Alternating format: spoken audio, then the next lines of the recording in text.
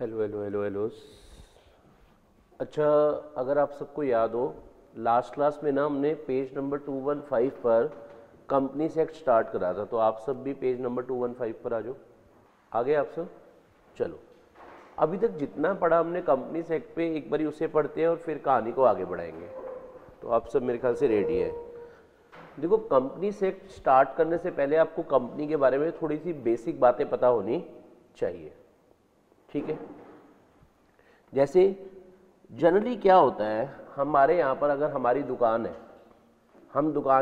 हमारी दुकान है, तो उस दुकान को चला भी हम रहे होते हैं और मालिक भी हम होते हैं। पर कंपनी के केस में ऐसा नहीं है। कंपनी में मालिक लोग अलग है और कंपनी को मैनेज करने वाले लोग अलग हैं। पहला पॉइंट क्लियर हो गया। तो जो कंपनी के मालिक लोग हैं उन्हें हम क्या कहते हैं? ओनर्स, है ना। और ओनर्स को टेक्निकल टर्म्स में क्या कहेंगे? या तो इक्विटी शेयर होल्डर या फिर क्या,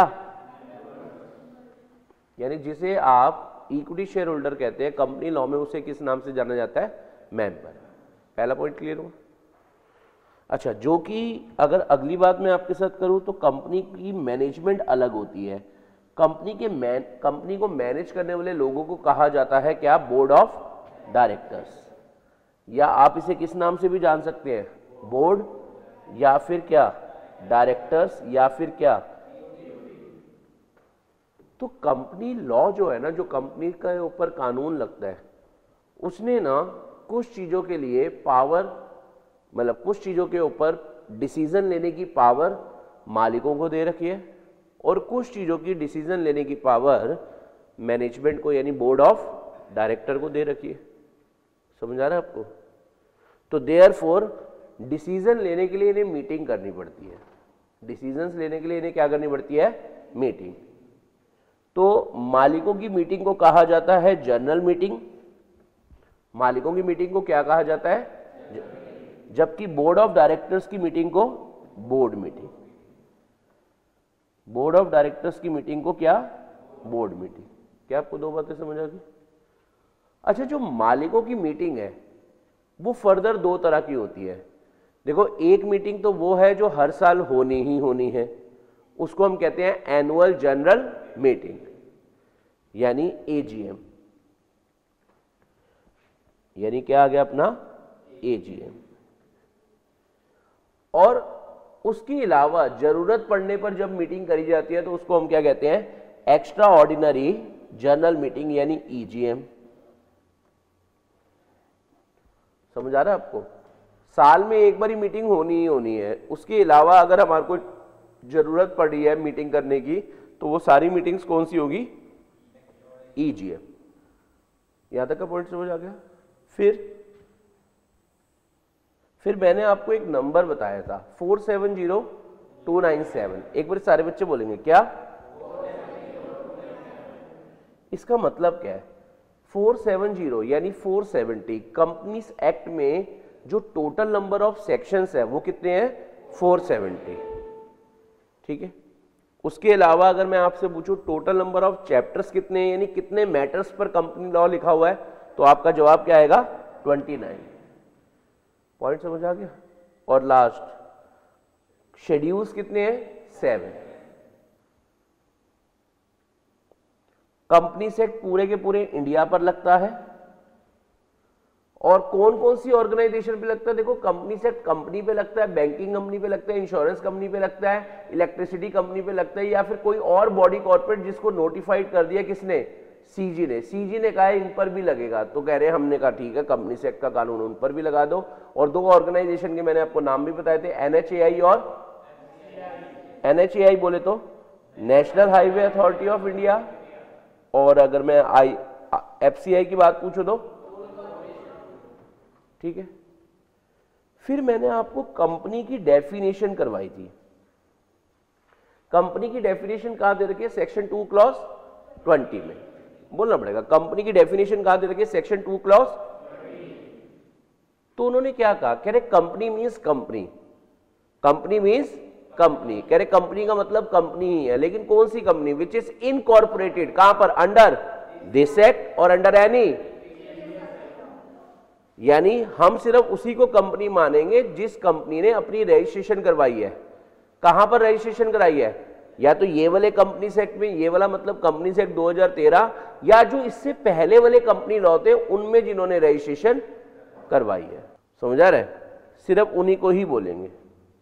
फिर मैंने आपको कुछ बोला था कि आपको इस तरह की वॉइस क्लिप एक व्हाट्सएप चैनल अपना बना लेना, व्हाट्सएप ग्रुप बनाकर अपने पार्ट पर मेहनत करनी थोड़ी सी स्टार्ट कर देना, ठीक है ना। चलो मैं अब ये कह सकता हूं ये अब तक, अब आगे आज हम क्या पढ़ेंगे, पेज नंबर 216 पर आप सब आ जाओ। पेज नंबर 216 पर आप सब आ जाओ। जब आप पेज नंबर 216 पर आओगे तो वहां पर ना आपको कैरेक्टरिस्टिक्स या फीचर्स ऑफ कंपनी दिखेंगे। अगर आप देखोगे तो आपको कैरेक्टरिस्टिक्स या फिर क्या फीचर्स ऑफ कंपनी दिखेंगे। देखो दिख पा रहे हैं आप सबको, है ना। अब जरा बात करते हैं फीचर्स ऑफ कंपनी के बारे में। देखो मैं आपको बताता हूं, आप सामने वाले पेज पे पहले हेडिंग बनाओ, कैरेक्टरिस्टिक्स या फिर क्या फीचर्स ऑफ कंपनी। आप सब एक हेडिंग बनाते हुए दिखेंगे, कैरेक्टरिस्टिक्स या फिर क्या फीचर्स ऑफ कंपनी। चलो अब मैं आपके साथ पहले एक बात डिस्कस करता हूँ, फिर मैं ये टॉपिक स्टार्ट करता हूँ। देखो बेटा, अगर आप आईसीआई का मॉड्यूल खोलोगे ना, ऐसे सा दिखेगा आपको, उसमें जो कंपनी के फीचर्स बता रखे हैं ना, वो 5 बता रखे हैं। अगर आप आईसीआई का मॉड्यूल देखोगे तो उसमें कंपनी के कितने फीचर्स ही बता रखे हैं? 5। मैं उनको 10 पार्ट्स में बांट दूंगा और सिंप्लीफाई कर दूंगा ताकि आपके कॉन्सेप्ट और पक्के हो जाए, ठीक है ना। तो मैं आपको 10 फीचर पढ़ाऊंगा उसके, और उससे आपको ना और कॉन्सेप्ट क्लियर हो जाएंगे। स्टार्ट करें, और जब मैं वो करवा बैठूंगा तो ये सारे अपने आप ही कवर्ड हो जाएंगे, मतलब ये सब उसका पार्ट है। तो आओ जरा फीचर्स ऑफ कंपनी की बात करते हैं। देखो पहला फीचर क्या है? Incorporated association. आप सब लिखेंगे, फर्स्ट फीचर अपना क्या है? Incorporated association. एक बारी आप सबको ही बोलना पड़ेगा, कंपनी का पहला फीचर क्या है? Incorporated association. सर इसका क्या मतलब हुआ इनकॉर्पोरेटेड एसोसिएशन? देखो कंपनी को अपने आप को रजिस्टर्ड करवाना ही पड़ता है। जैसे पार्टनरशिप फर्म जो होती है उसमें भी तो कुछ लोग मिलकर काम कर रहे होते हैं। जो पार्टनरशिप फर्म होती है उसमें भी तो कुछ लोग मिलकर काम कर रहे होते हैं, यस या नो? लेकिन पार्टनरशिप फर्म को रजिस्ट्रेशन करवाना जरूरी नहीं होता।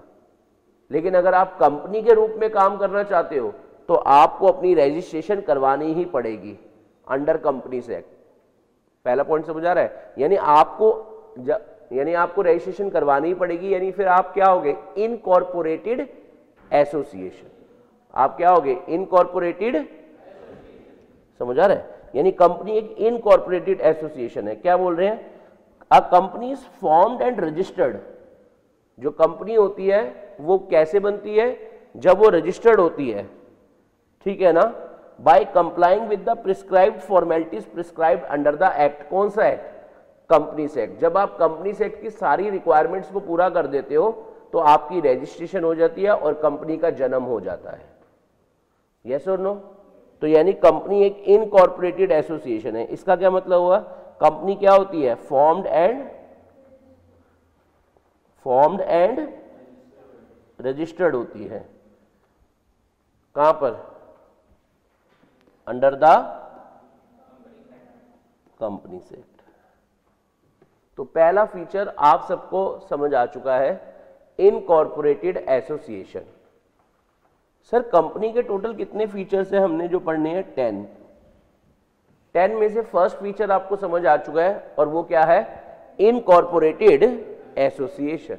सारे बच्चे बोलेंगे क्या? ठीक है, ठीक है। चलो दूसरा है आर्टिफिशियल पर्सन। सेकंड फीचर लिखेंगे आप क्या? Artificial person. हाँ जी बेटा, सेकंड फीचर का नाम आप बोलेंगे एक बारी क्या? पहले का क्या था? Incorporated association. आपको बोलना पड़ेगा फर्स्ट का क्या है और दूसरे का नाम। चलो मैं आपको थोड़ा सा डिटेल में पढ़ाता हूं, आओ जरा। कह रहे पर्सन कितने तरह के होते हैं, काइंड्स ऑफ पर्सन्स अगर आपको पता होंगे तो आपको बातें अच्छे ढंग से समझ आ जाएंगी। काइंड्स ऑफ पर्सन्स, कह रहे पर्सन्स कितने तरह के होते हैं, तो जवाब आया पर्सन्स 3 तरह के होते हैं। काइंड्स ऑफ पर्सन्स को आप 3 पार्ट्स में डिवाइड कर देंगे। पहला अपना कौन सा हो गया, नेचुरल पर्सन। आप साथ साथ नोटिंग कर सकते हैं, बहुत इजी है। अभी तक नोट करा कुछ नहीं, अभी तक नोट नहीं। आर्टिफिशियल पर्सन को समझने के लिए पहले आप बताओ काइंड्स ऑफ पर्सन्स कितने तरह के, यानी कितने तरह के पर्सन्स होते हैं, तो जवाब आता है 3 तरह के, है ना। फर्स्ट कैटेगरी ऑफ पर्सन होते हैं कौन, natural person. First category of person होते हैं नेचुरल पर्सन। बेटा हम सब कौन है, नेचुरल पर्सन। जैसे अगर मैं बात करूं अपनी क्लास का बंटी क्या है, नेचुरल पर्सन। आपका टीचर नेचुरल पर्सन, आप सब नेचुरल पर्सन। पॉइंट समझ आ रहा है। तो हम सब लोगों को क्या माना जाता है, नेचुरल पर्सन। पहला पॉइंट क्लियर हो गया। Sir second category of person कौन से होते हैं, बेटा वो होते हैं fictitious person. Second category of person होते हैं फिक्टिशियस पर्सन। सर ये कौन होते हैं फिक्टिशियस पर्सन, जो होते ही नहीं है, जो होते ही नहीं है वो होते हैं फिक्टिशियस पर्सन, जो एग्जिस्ट ही नहीं करते। सर लाइक आप बताओ, आप क्वेश्चन करते वक्त बोलते हो mister x started his business with cash. Mister x आज तक मिले, बोलो यस या नो, नहीं। मिस्टर वाई, MNO, ABC ये कुछ मिलते हैं, तो ये वो पर्सन होते हैं जो एग्जिस्ट ही नहीं करते। ये वो पर्सन्स होते हैं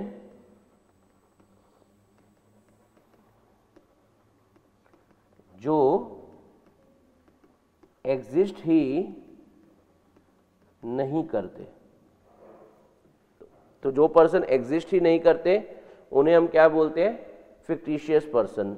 एग्जाम्पल क्या हो गए इसके, मिस्टर एक्स, मिस्टर वाई, समझ आ रहा है आपको, मिस्टर ए। तो जो पर्सन एग्जिस्ट नहीं करते उन्हें फिक्टिशियस पर्सन कहा जाता है, और हम सबको नेचुरल पर्सन। क्या आपको 2 बातें समझ आई है या नहीं आई बेटे। हम सब क्या है, नेचुरल पर्सन, और जो पर्सन एग्जिस्ट नहीं करते वो कौन हो गए, fictitious person. Third category of person है artificial person. Third category of person अपने कौन से हैं, आर्टिफिशियल पर्सन। अब सवाल उठता है आर्टिफिशियल पर्सन हम किसको कहते हैं, जिन लोगों को लॉ ने पर्सन मान लिया है। वो थे थोड़ा ना। अच्छा एक बात बताओ, आप सब, आपके पेरेंट्स, हम सब टैक्स भरते हैं या नहीं भरते, भरते हैं। समझ आ रहा है। क्या कंपनीज टैक्स भरती है या नहीं भरती, क्या कंपनीज को टैक्स देना पड़ता है या नहीं देना पड़ता, हाँ जी देना पड़ता है। आप कह रहे हो कंपनीज को टैक्स देना पड़ता है, तो टैक्स तो एक पर्सन से ही ले सकते हैं ना। तो देयरफॉर कंपनी को भी एक क्या माना गया, पर्सन। कौन सा पर्सन, समझ आ रहा है आपको। यानी कुछ पर्सन जो लॉ ने मान लिया कि ये भी क्या है, पर्सन है नहीं पर लॉ ने मान लिया, तो ऐसे पर्सन को क्या कहते हैं, आर्टिफिशियल पर्सन। यानी वो पर्सन जो एग्जिस्ट करते हैं in the eyes of law. समझ आ रहा है आपको, वो पर्सन जो एग्जिस्ट करते हैं in the eyes of law, मतलब लॉ की नजर में जो लोग पर्सन हैं, समझ आ रहा है, वो होते हैं क्या, मतलब लॉ ने जिनको पर्सन मान लिया उसको हम कहते हैं क्या, आर्टिफिशियल पर्सन। देखो हम तो पर्सन है ही हैं, पर कुछ पर्सन लॉ ने भी मान लिया कि ये भी क्या है, पर्सन है, तो उनको आजकल कह देते हैं हम क्या, आर्टिफिशियल पर्सन। समझ आ रहा है आपको। यानी which exist in the eyes of law, यानी आर्टिफिशियल पर्सन अगर आपको देखने हैं तो लॉ आपको कहता है मेरी आंखों में दिखाकर जब मैं बात करता हूं, समझ आ रहा है? तो लॉ की जब आंखों में आप देखोगे तो आप यही कहोगे ना, पहला तेरे नैन वेख्या फिर देखिया तैनू नहीं, ये सो नो। और बताओ लॉ की नैन में नजरों में आपको क्या दिखेगा? कंपनी। एक क्या है? Artificial person. आ रही है समझ? दूसरा एलएलपी भी क्या है? एक आर्टिफिशियल पर्सन। तो यानी कंपनी और एलएलपी क्या है? Artificial person. तो आपको तीन तरह के पर्सन समझ आ रहे हैं? बोलो यस या नो। देखो जो हम सब हैं वो क्या है? वेरी गुड, हम सब नेचुरल पर्सन। और जो होते ही नहीं है फिक्टिशियस पर्सन। और जो होते हैं in the eyes of law, artificial person के एग्जांपल कंपनी, एलएलपी। यहां तक का पॉइंट समझ आया आपको? बोलो यस और नो। अच्छा, अब अगला सवाल। अगला सवाल, आपको पता है जो काम नेचुरल पर्सन कर सकते हैं हमारे देश में वो सब आर्टिफिशियल पर्सन भी कर सकते हैं। जो काम नेचुरल पर्सन कर सकते हैं वो सारे काम कौन भी कर सकते हैं? Artificial person. एक बार बोलना पड़ेगा, जो काम नेचुरल पर्सन कर सकते हैं वो सारे काम कौन भी कर सकते हैं? लेकिन 5 ऐसे काम हैं। कितने ऐसे काम हैं? 5 ऐसे काम हैं जो नेचुरल पर्सन कर सकता है या नेचुरल पर्सन के साथ हो सकते हैं, पर आर्टिफिशियल पर्सन वो काम नहीं कर सकता। यानी आर्टिफिशियल पर्सन वो सब नहीं कर पाएगा, ना उसके साथ ये सब चीजें हो पाएंगी। समझ आ रहा है आपको? तो काइंड्स ऑफ पर्सन आपने लिख दिया, उसके नीचे अगला पॉइंट इसी में ही लिखेंगे। लिखो, यहां से लिखेंगे artificial person can do everything which any natural person can do. Artificial person can do everything, मतलब वो सारे काम जो एक नेचुरल पर्सन कर सकते हैं ना, वो आर्टिफिशियल पर्सन को भी अलाउड है। एग्जाम्पल दूं? यार देखो, आप प्रॉपर्टी खरीद सकते हो या नहीं? कंपनी भी अपने नाम से प्रॉपर्टियां खरीदती है। आप रॉ मटेरियल खरीद सकते हो, कंपनी भी खरीदती है। आप कॉन्ट्रैक्ट कर सकते हो, कंपनी भी कॉन्ट्रैक्ट कर सकती है। पॉइंट समझ आना स्टार्ट हो रहा है आपको? तो यानी वो सारे काम जो एक नेचुरल पर्सन कर सकता है वो आर्टिफिशियल पर्सन को भी करना क्या है? अलाउड। लेकिन कितने ऐसे काम हैं? 5 ऐसे काम हैं जो कौन कर पाएगा? नेचुरल पर्सन तो कर पाएगा पर आर्टिफिशियल पर्सन को अलाउड नहीं है। पॉइंट समझ आ रहा है आपको? तो आपने इतना लिखा, artificial person can do everything which any natural person can do except. फिर एक्सेप्ट के बाद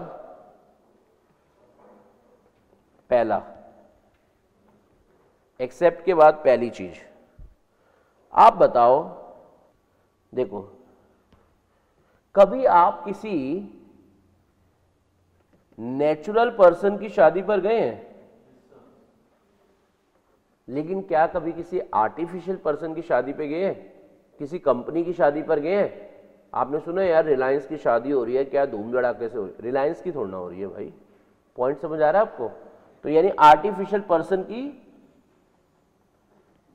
शादी हो सकती है या नहीं हो सकती? ठीक है ना? अच्छा, जब आर्टिफिशियल पर्सन की शादी ही नहीं हो सकती तो मेरा आपसे एक और सवाल है। मेरा आपसे एक और सवाल है, क्या उसका डाइवोर्स हो सकता है? शादी होगी तो डाइवोर्स होता है ना। तो बताओ, क्या डाइवोर्स हो सकता है या नहीं हो सकता? नेचुरल पर्सन का तो हो सकता है पर आर्टिफिशियल पर्सन का नहीं हो। समझ आ रहा है आपको? कितने ऐसे काम है? 5 जो नेचुरल पर्सन तो कर सकता है पर आर्टिफिशियल पर्सन नहीं कर सकता। और कंपनी बीइंग आर्टिफिशियल पर्सन, ना उसकी शादी हो सकती है ना उसका डाइवोर्स हो सकता है। समझ आ रहा है आपको? सर और क्या बताओगे आप? अच्छा एक बात बताओ, आपने बचपन में एक गेम खेली होगी, अब तो जेल में जाना पड़ेगा, जेल की रोटी खानी पड़ेगी, जेल का पानी पीना पड़ेगा, अब तो जेल में पोषण पा भी हेली। बताओ आप नेचुरल पर्सन के साथ ये गेम खेलते थे या आर्टिफिशियल पर्सन के साथ? समझ आ रहा है आपको? तो यही बात तो है, यानी कंपनी को जेल नहीं भेजा जा सकता, क्योंकि कंपनी क्या है? आर्टिफिशियल पर्सन है। नेचुरल पर्सन को तो आप जेल में बंद कर सकते हो, आर्टिफिशियल पर्सन को जेल में थोड़ा बंद कर सकते हो। यानी sent to jail, sent to jail किसे भेजा जा सकता है? अब तो जेल में जाना पड़ेगा। आप किसको कह सकते हो? नेचुरल पर्सन को, आर्टिफिशियल पर्सन को नहीं हो, नहीं हो। समझ आ रहा है आपको? अच्छा, और मेरी बातें सुनो। एग्जामिनेशन ऑन ओथ, शपथ ग्रहण। बताओ बेटा, मतलब कसम, जैसे अगर आप बोलो, आपने कई बार देखा होगा कि किसी ग्रंथ पर शपथ दिलवाई जाती है कि जो कह रहे हो सच कह रहे हो, सच के सिवा कुछ नहीं कह रहा। या जब इलेक्शन होते हैं तो अब इलेक्शन में भी आप देखोगे हर स्टेट का क्या होगा, अब सीएम क्या करेंगे? शपथ ग्रहण होगी उनकी, शपथ लेंगे कि मैं राष्ट्र की सेवा करूंगा। ये सब सुना होगा आपने कभी कभी। तो ऐसी वाली चीजें, examination on oath, examination on oath, natural person शपथ ग्रहण कर सकता है, ठीक है, आर्टिफिशियल पर्सन को अलाउड नहीं है। और आप सबके आसपास देखो, कोई नेचुरल पर्सन बैठे हुए हैं या आर्टिफिशियल पर्सन बैठे हुए हैं? तो यानी प्रैक्टिस एज प्रोफेशनल, प्रोफेशनल वाले काम भी कौन कर सकते हैं? नेचुरल पर्सन है। सीए, डॉक्टर, लॉयर, ये सब क्या होंगे? Natural person. यानी practice as professional, practice as professional. बताओ कौन कर सकते हैं? सीए वाले काम, डॉक्टर वाले काम और लॉयर वाले काम, ये सब कौन कर सकते हैं? Natural person. किसको अलाउड नहीं है? समझ आ रहा है आपको? तो कंपनी ये सब चीजें नहीं कर पाएंगी। वैसे तो कंपनी वो सारे काम कर पाएगी जो कौन कर पाता है? समझ आ रहा है आपको? अच्छा, कभी मैं आपसे नॉर्मल बात पूछूं, कभी आप डॉक्टर पर गए हो, आपने देखा हो कंपनी बीमार पड़ी हुई है, कभी देखा आपने किसी कंपनी को बीमार? नहीं। तो यानी जो कंपनी होती है, जो कौन होती है? कंपनी। अगर मैं आपसे बात करूं, कंपनी जो है, कंपनी जो है क्या होता है? देखो, अ कंपनी इज एन क्या? कंपनी एक आर्टिफिशियल पर्सन है। और ये कैसे क्रिएट होती है? By process other than natural birth. ये जन्म कैसे लेती है? ये कैसे क्रिएट होती है? नेचुरल बर्थ नहीं होता इसका। समझ आ रहा है? आपने कई बार सुना अपने रिश्तेदारों में, यार एक कंपनी हुई है उसको।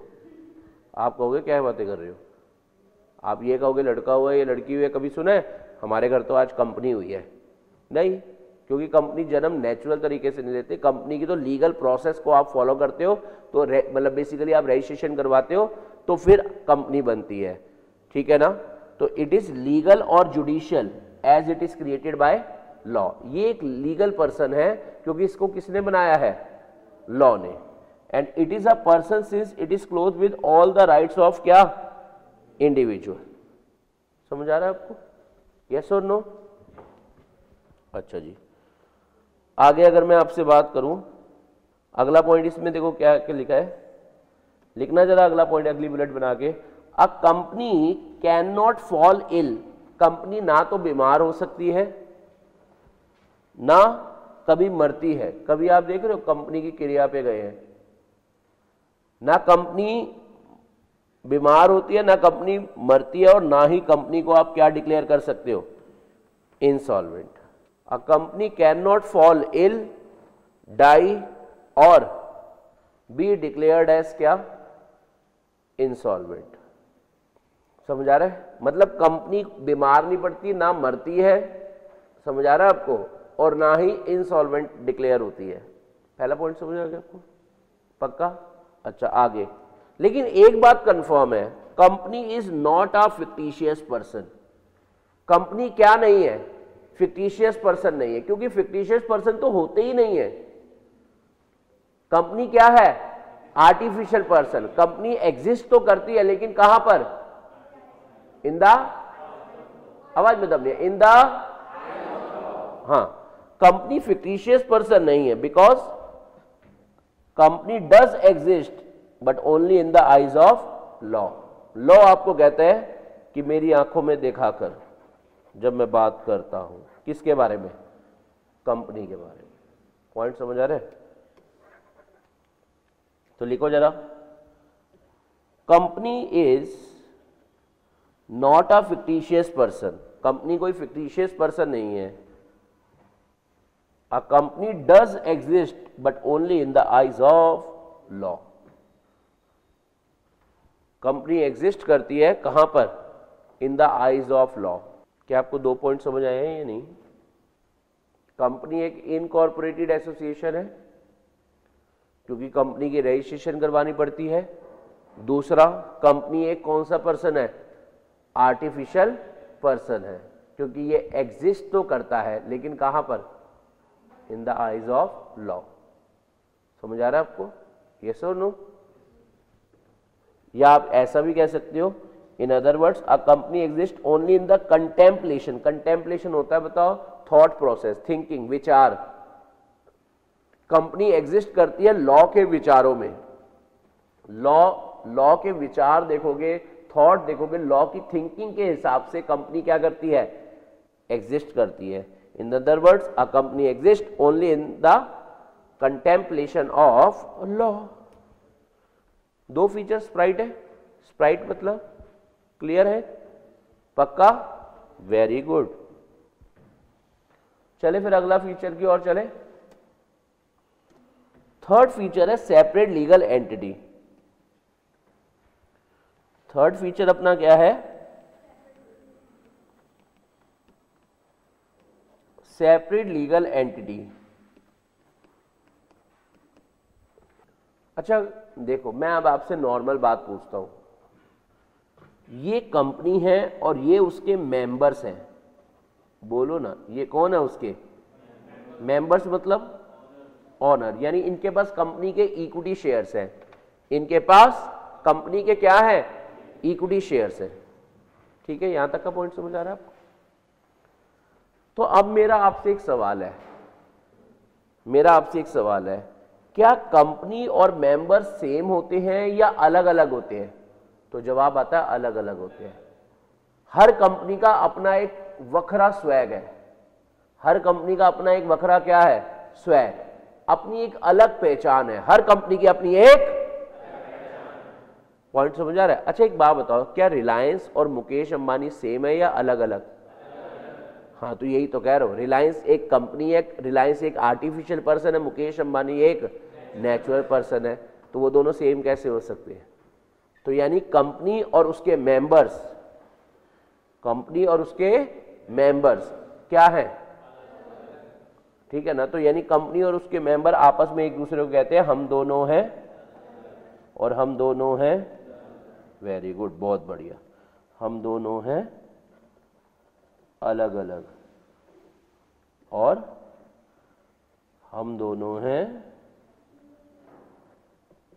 जुदा जुदा। ओ हो। ठीक है ना? यहां तक का पॉइंट समझ आया? यानी हर कंपनी का अपना एक वखरा स्वैग है। कंपनी क्या है? Artificial person. मेंबर क्या हो गए? तो ये सेम थोड़ा ना हो सकते हैं। समझ आ रहा है आपको? तो यानी हर कंपनी का अपना एक क्या होता है? वखरा स्वैग।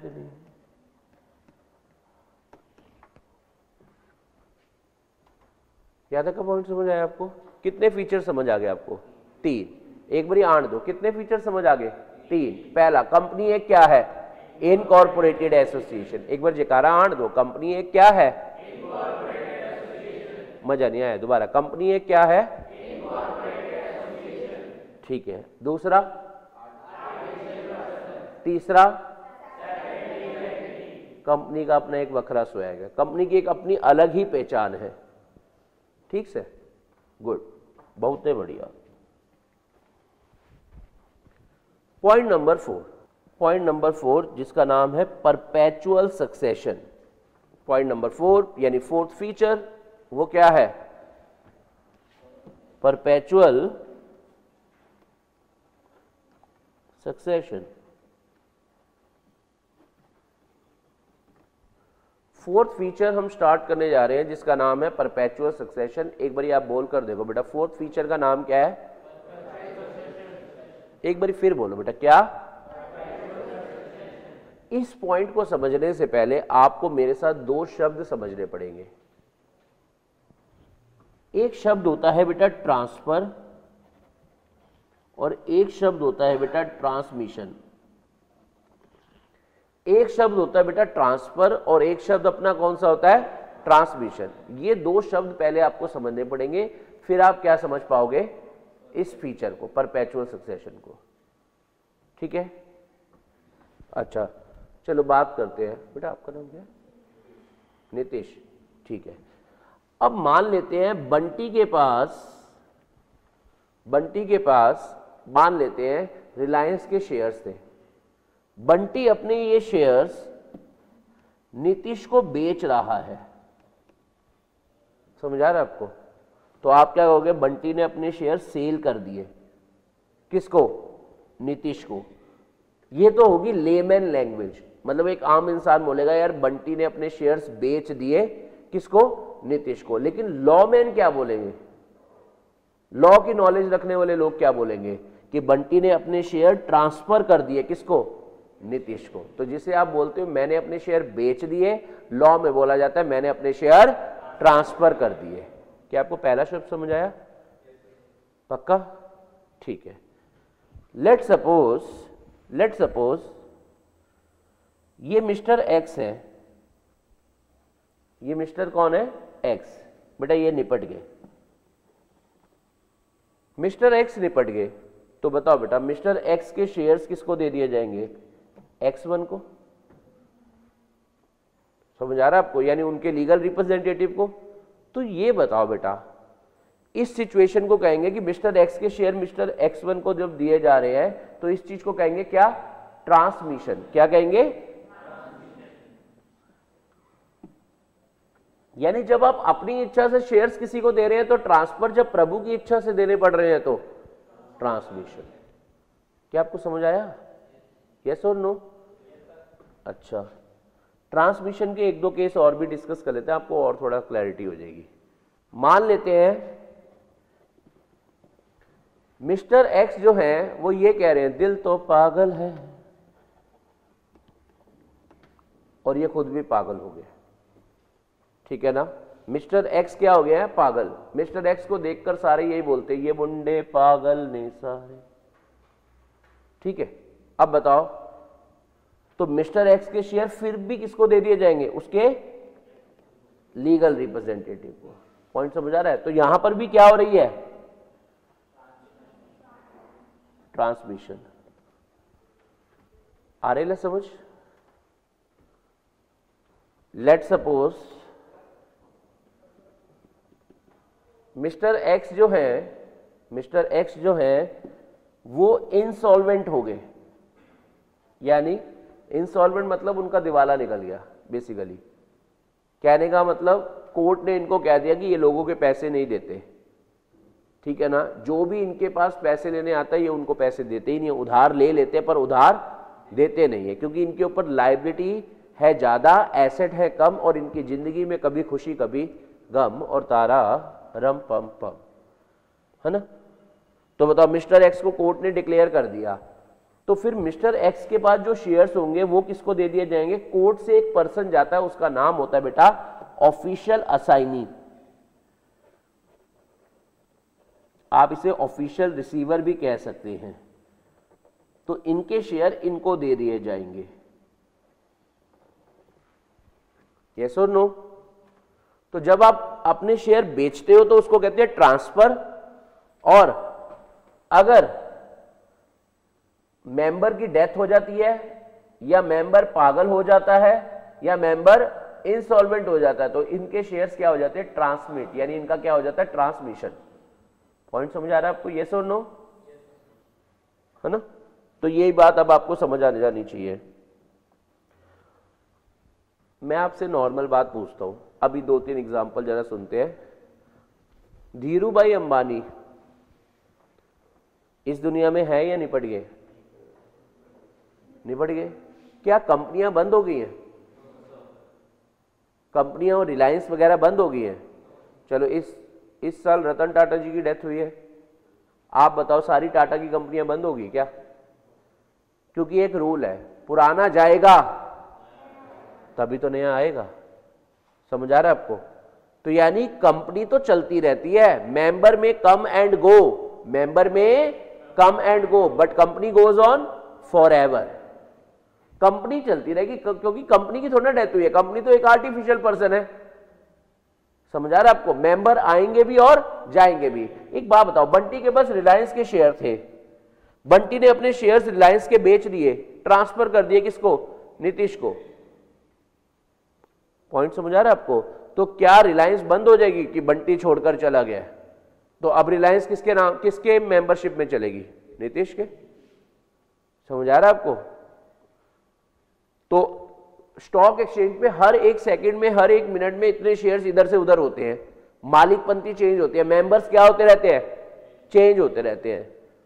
समझ आ रहा है आपको? तो पुराने मेंबर जाते रहते हैं, नए मेंबर आते रहते हैं। समझ आ रहा है आपको? तो कंपनी बंद थोड़ा ना हो जाती है। कंपनी तो सीधी सी बात ये कहती है, तुम आओ तो वेलकम, जाओ तो भीड़ कम, अपने को कोई फर्क नहीं पड़ता। यही होता है परपेचुअल सक्सेशन। परपेचुअल वर्ड का मतलब होता है फॉर एवर। सक्सेशन वर्ड का मतलब क्या होता है? सक्सेशन मतलब चलती रहेगी बेसिकली।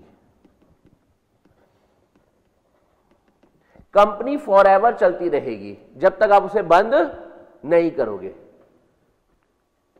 कंपनी चलती रहेगी जब तक आप उसे बंद नहीं करोगे। आ रही है कुछ समझ? पक्का है ना?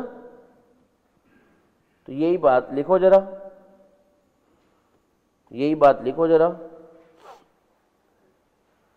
लिखो पहले। मेंबर में कम एंड गो, मेंबर में कम एंड गो, मेंबर आएंगे भी और जाएंगे भी। मेंबर में come and go but company goes on for ever.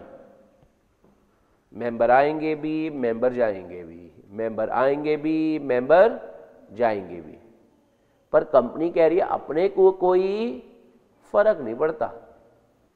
पहला पॉइंट समझ आया आपको? यानी मेंबर के आने और जाने से कंपनी की एग्जिस्टेंस पर हल्का सा भी फर्क, यही बोल रहे हैं। लिखो चेंज इन मेंबरशिप, ऐसे लिखो, change in membership, change in क्या? Does not affect the continuity of the company. Change in membership, change in membership does not affect the continuity of the company. मतलब मेंबर चेंज होते रहेंगे पर company उस वजह से कोई फर्क नहीं पड़ेगा, कंपनी तो चलती रहेगी। यानी हम ऐसा कह सकते हैं, life of the company does not depend upon the life of its member. Members की लाइफ पर कंपनी की लाइफ डिपेंड नहीं करती। मेंबर का क्या, मेंबर तो आ भी सकता है, मर भी सकता है इधर उधर, है ना, लेकिन कंपनी थोड़ा बंद हो जाएगी उसके चक्कर में। यहां तक का पॉइंट समझ आ रहा है? आप देखो, खुद देखो, आपके लाइव एग्जांपल है, रतन टाटा जी चले गए, टाटा बंद होगी? चल रही है ना? यस और नो? हाँ, यही बात बोल रहे हैं। इसी में अगली bullet, Thus a company never dies। Company नहीं मरती, कंपनी को तो बंद करना पड़ता है। यहां तक का पॉइंट समझ आया? एक एग्जाम्पल करते हैं, आप मुझे बताना, ये आपके एग्जाम का क्वेश्चन भी है, लिख लिया ना? नोटिंग होगी ना सभी बच्चों की? ठीक है, सुनो जरा। लेट सपोज एक कंपनी है जो ये कहती है जिंदगी ना मिलेगी दोबारा प्राइवेट लिमिटेड। एक कंपनी है जिसका नाम क्या है, जिंदगी ना मिलेगी दोबारा प्राइवेट लिमिटेड। ठीक है, इसके अंदर 5 मेंबर्स हैं। इसके कितने मेंबर्स हैं? 5। पहला कौन है? पुष्पा पुष्पा पुष्पा पुष्पा। ठीक है, पहले मेंबर का नाम क्या है? पुष्पा। अच्छा, दूसरा अपना कौन हो गया? रॉकी भाई। तीसरे अपने कौन हो गए? जेठालाल। फोर्थ अपने कौन हो गए? भिंडी मास्टर। समझ आ रहा है आपको? और लास्ट अपने कौन हो गए? महतूस। ठीक है, अब ये 5 इस कंपनी के कौन है? मेंबर। ये पांचों मेंबर कह रहे हैं चलो यार चलते हैं घूमी घूमी। तो ये पांचों मेंबर घूमने गए। कहां पर घूमने गए? मॉरिशस। चलो वहीं गए, चलो वहीं भेज देते हैं। अब ये शिप पर जा रहे थे और भेलपूड़ी खा रहे थे, बस उसके आगे नहीं बोलेंगे। ये पुष्पा, ये रॉकी भाई, ये जेठिया, ये भिंडी मास्टर, ये कौन? महतूस। ठीक है, अब बताओ बेटा, शिप पर ये घूमने जा रहे थे। ये आईसीआई का क्वेश्चन है, अभी आपको दिखाऊंगा। ये आईसीआई का क्वेश्चन है। अचानक से किसी ने शिप पर टाइटैनिक लिख दिया। अब बताओ क्या होगा? शिप भी डूबेगा और ये सब भी डूबेंगे और क्या कहेंगे? हाँ डूबे। समझ आ रहा है आपको? तो बताओ, जब ये डूब जाएंगे तो सारे मर गए या नहीं मर गए? पांचों मेंबर मर गए। तो अब सवाल है, कंपनी के 5 मालिक थे, पांचों के पांचों मर गए, क्या कंपनी बंद हो जाएगी? आवाज में दम नहीं है, क्या कंपनी बंद हो जाएगी? पुराने जाएंगे तभी तो नए। पॉइंट समझ आ रहा है आपको? यस और नो? तो बताओ फिर अब न्यू मेंबर, ये तो अब न्यू मेंबर्स आ जाएंगे इसकी जगह और कंपनी तो चलती रहेगी। तो इसकी जगह इनका लीगल रिप्रेजेंटेटिव आ जाएगा, legal representative of Pushpa, legal representative of सलाम रॉकी भाई, और legal representative of A जेठिया, legal representative, ये तो टप्पू ही आ गया। इसका कौन आ गई? सोनू। ठीक है ना? और ये कौन आ गया? अंजलि भाभी। सब पता है तुम्हारे को, है? अब पॉइंट समझ आ रहा है आपको या नहीं आ रहा है, ये बताओ, यस और नो? तो यानी ये सेम क्वेश्चन दिखाता हूं, तो कंपनी को कोई फर्क नहीं पड़ता, कंपनी स्टिल कंटिन्यू, अगर पांचों के पांचों मेंबर भी मर जाए तो। आओ जरा थोड़ी सी बात करते हैं। आपको एक बुक मिली होगी क्वेश्चन आंसर वाली, ठीक है ना? उसके अंदर क्वेश्चंस वगैरह जो दे रखे उसके हिसाब से मैं आपको पढ़ाता हूं। ये देखो क्वेश्चन नंबर 4, क्वेश्चन नंबर 4 की बात करते हैं। इसका फर्स्ट पार्ट अभी सॉल्व करेंगे।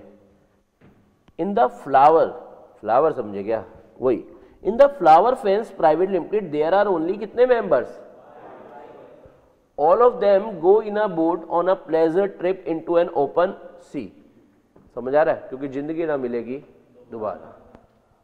The boat capsizes and all of them क्या हो गए? Died being drawn.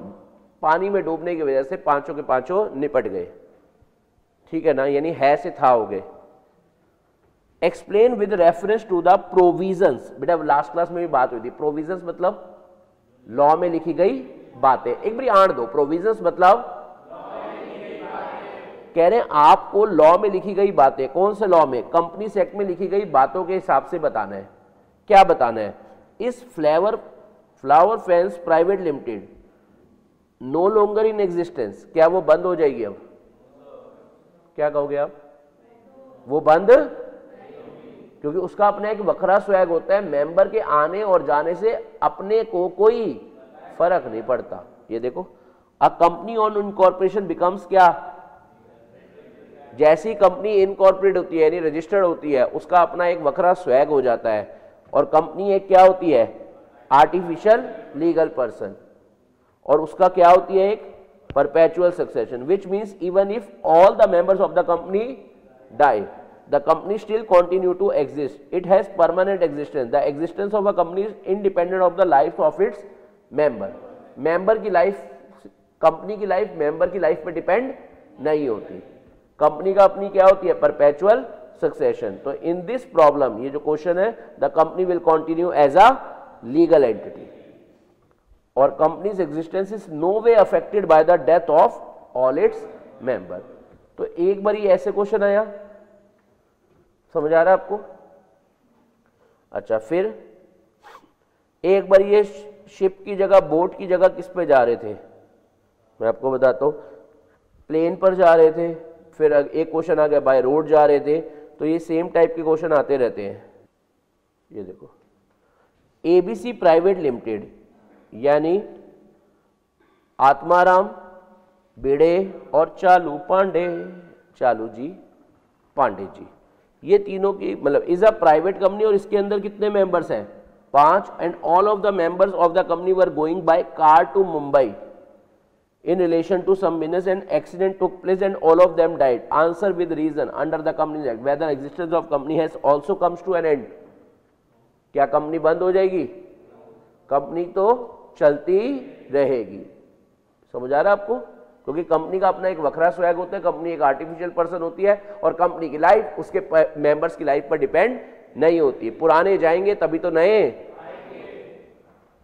समझ आ रहा है आपको? सिमिलरली एक प्लेन वाला क्वेश्चन है कि वो अब प्लेन पे जा रहे थे तो प्लेन क्रैश हो गया. तो भाई किसी भी तरीके से आप निपट रहे हो तो कोई फर्क नहीं पड़ रहा, कंपनी चलती रहेगी. सेम क्वेश्चन है ऐसे. तो मेरे ख्याल से आपको 4 फीचर्स तो समझ आ चुके हैं. कौन कौन से समझ आ गए बताओ? पहला, दूसरा, तीसरा और फोर्थ. चलो, 5th फीचर की ओर आ रहे हैं. अच्छा, ये आपने बना लिया था, company still continue.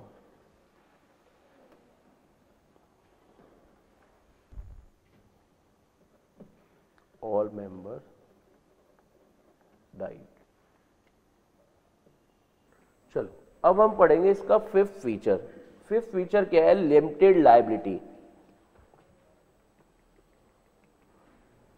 5th feature क्या है? Limited liability. 5th फीचर इसका क्या आ गया बेटा? Limited liability. और यहां पर आप लिखो रेफर पेज, न बबली न बंटी, पेज नंबर 220. आ जाओ, रेफर पेज 220. आ गए आप सब? बोलो ना. ठीक है. तो वहां आपको ना टाइप्स ऑफ कंपनी का एक टॉपिक दिख रहा होगा. ठीक है. तो टाइप्स ऑफ कंपनी में मैं आपके साथ डिस्कशन करूंगा. आप वहां पर सामने वाले पेज पे एक हेडिंग बनाएंगे, पेज नंबर 220 पर ही, पेज नंबर 220 पर आप एक हेडिंग बनाएंगे, classification of company. Classification of company on the basis of liability.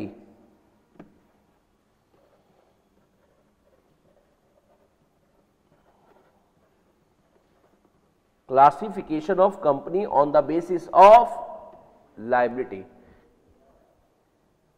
देखो, है वो कंपनी पर मैं उसको अलग अलग तरीके से क्लासिफाई करूंगा. जैसे एग्जाम्पल की बात करते हैं, बंटी की बात करते हैं. ठीक है ना? ओए बंटी बंटी ओए, आओ बंटी पे बातें करते हैं. अच्छा, मैं आपसे पूछूं बंटी इंडियन है या चाइनीज है, तो आप क्या कहोगे? चाइनीज. समझ आ रहा है? तो पहला सवाल आया बंटी इंडियन है या चाइनीज है, तो आपने कहा बंटी चाइनीज है. अच्छा, दूसरा सवाल, बंटी लिटरेट है या इलिटरेट है? इलिटरेट. बिल्कुल सही. तो आप पॉइंट समझ रहे हो? है ये बंटी ही है, ये क्या? बंटी. पर हम इसको अलग अलग बेसिस पर क्या कर रहे हैं? क्लासिफाई. पहले हमने नेशनैलिटी पे देखा तो इस क्या आया? ये चाइनीज है. फिर हमने इसके लिटरेसी के हिसाब से पूछा तो जवाब क्या है? ये एक इलिटरेट है। तो अगर मैं बंटी की बात करूं तो आप बंटी को क्या कहोगे, ये एक चाइनीज इलिटरेट पर्सन है। पॉइंट समझ है? तो ये बंटी ना, पर मैं इसको अलग अलग नजरिए से क्लासिफाई कर रहा हूं। सिमिलरली है ये कंपनी ही, पर मैं कंपनी को अलग अलग तरीके से क्लासिफाई करूंगा। तो अभी मैं फर्स्ट बेसिस लिया है on the basis of liability. एक बार चेकार आन दो, ऑन द बेसिस ऑफ, हम कंपनी को क्लासिफाई कर रहे हैं on the basis of liability. तो आप सब भी क्या करो, दो झूले लटका दो, कंपनी को दो पार्ट में बांट दो। एक तरफ आप लिखो लिमिटेड कंपनी, एक तरफ आप लिखो अनलिमिटेड कंपनी।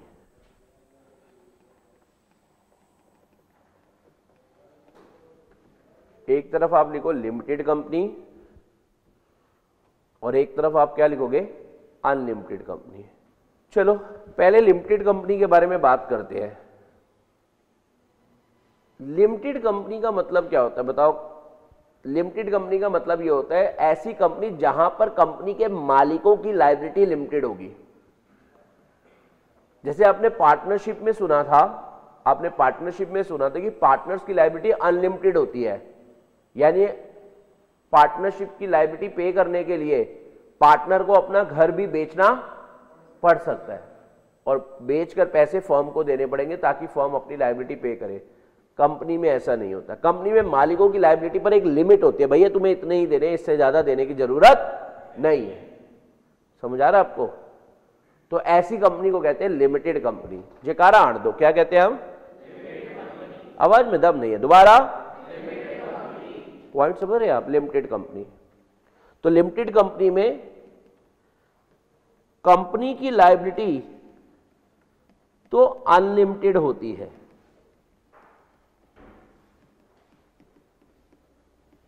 पर उसके मेंबर की लायबिलिटी लिमिटेड होती है। आप पॉइंट समझ पा रहे हैं? कंपनी की लायबिलिटी अनलिमिटेड है, लेकिन कंपनी के मेंबर्स की लायबिलिटी क्या होती है? लिमिटेड। क्या आपको पॉइंट समझ आना स्टार्ट हो रहा है? आपने कंपनी को कितने पार्ट्स में बांटा? दो पार्ट में। आपने कहा दो तरह की कंपनी होती है, पहली कौन सी है? Limited company. दूसरी कौन सी है?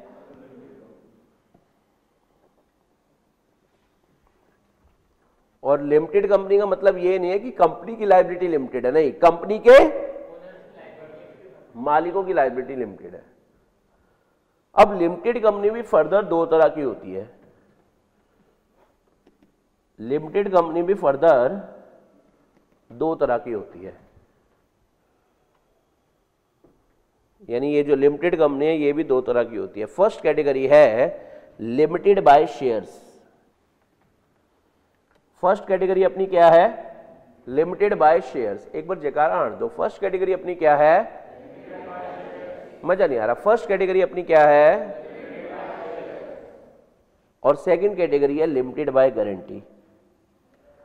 सेकंड कैटेगरी अपनी कौन सी आ गई?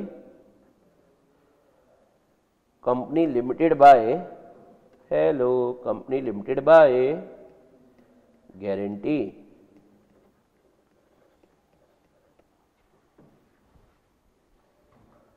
यानी लिमिटेड कंपनी को हमने दो पार्ट में बांट दिया, लिमिटेड बाय शेयर्स और limited by guarantee. Limited company को हमने दो पार्ट में बांट दिया, यानी कंपनी लिमिटेड बाय शेयर्स वाली भी हो सकती है और कंपनी लिमिटेड बाय, ठीक है। चलो, जो कंपनी लिमिटेड बाय शेयर्स होती है वहां पर मेंबर्स की मैक्सिमम लायबिलिटी क्या होती है उसके ऊपर हम बात करते हैं। लेट सपोज कंपनी का एक शेयर है जिसकी फेस वैल्यू जो है लेट सपोज 10 रुपीज है। फेस वैल्यू कितनी है? 10 रुपीज। और उस शेयर्स की पेड अप वैल्यू क्या है? Let suppose 6 rupees. तो बताओ बेटा, इस शेयर्स पर अभी भी कितने पैसे रहते हैं? अनपेड अमाउंट कितना है? 4 रुपए। समझ आ रहा है आपको? अब इसी को ही कंटिन्यू करते हैं। लेट सपोज कंपनी के ऊपर 400 करोड़ रुपए का कर्जा है, कंपनी बंद हो रही है। समझ आ रहा है? बंटी के पास इस कंपनी का 1 शेयर है। तो बताओ बेटा, कंपनी बंटी के घर पे जाती है, कंपनी बंटी के घर पर जाती है और नॉक करती है, और बंटी के कहते हैं कुंडी मत खड़काओ राजा, सीधा अंदर आओ राजा। राजा कंपनी अंदर आती है और बोलती है ऐसा है, हम तो बर्बाद हो गए, 400 करोड़ रुपए का कर्जा हो गया हमारे ऊपर, आप कंपनी के मालिक हो, आपका साथ बहुत जरूरी है। बंटी कह रहा है मैं साथ दूंगा आपका। कौन कह रहे साथ नहीं दूंगा? कह रहे आपके ऊपर 400 करोड़ का कर्जा है ना, आप 2 मिनट बैठो, मैं 2 मिनट में आता हूँ। बंटी अंदर गया, अपनी तिजोरी खोलता है, कुछ पैसे निकालता है, वापिस आता है तिजोरी बंद करके, ठीक है, और कंपनी को कहते हैं ये पकड़ो मेरी तरफ से 4 रुपए। कंपनी चौंक गई। कंपनी कह रही है 400 करोड़ रुपए का कर्जा, आप 4 रुपए दे रहे हो। कब? तो बंटी कह रहा है मेरे बनते ही 4 रुपए देने हैं, मेरी मैक्सिमम लायबिलिटी क्या हो सकती है? Unpaid amount on shares. तुम बड़ा कहते थे ना वखरा स्वैगनी, अब पे करो खुद। समझ आ रहा है? हमारी अपनी एक अलग पहचान है, पे करो। फिर तुम्हारे अपने एसेट्स होते हैं, अपनी लायबिलिटी होती है, पे करो। पॉइंट समझ रहे हो आप बात? तो यानी ऐसी कंपनी में मैक्सिमम लायबिलिटी ऑफ मेंबर क्या होगी? बताओ ना, बताओ, बोल ना। Unpaid amount on shares. Sir let suppose ये शेयर 12 रुपए वाला होता या चलो 15 रुपए वाला होता, और बताओ बेटा बंटी ने उन शेयर्स पर कितने दे रखे हैं? 6 रुपए। तो बताओ इस पर अनपेड कितना है? फिर बंटी को कितने पैसे देने पड़ते हैं? समझ आ रहा है आपको? और लेट सपोज नीतीश के पास उस कंपनी के 5 शेयर है।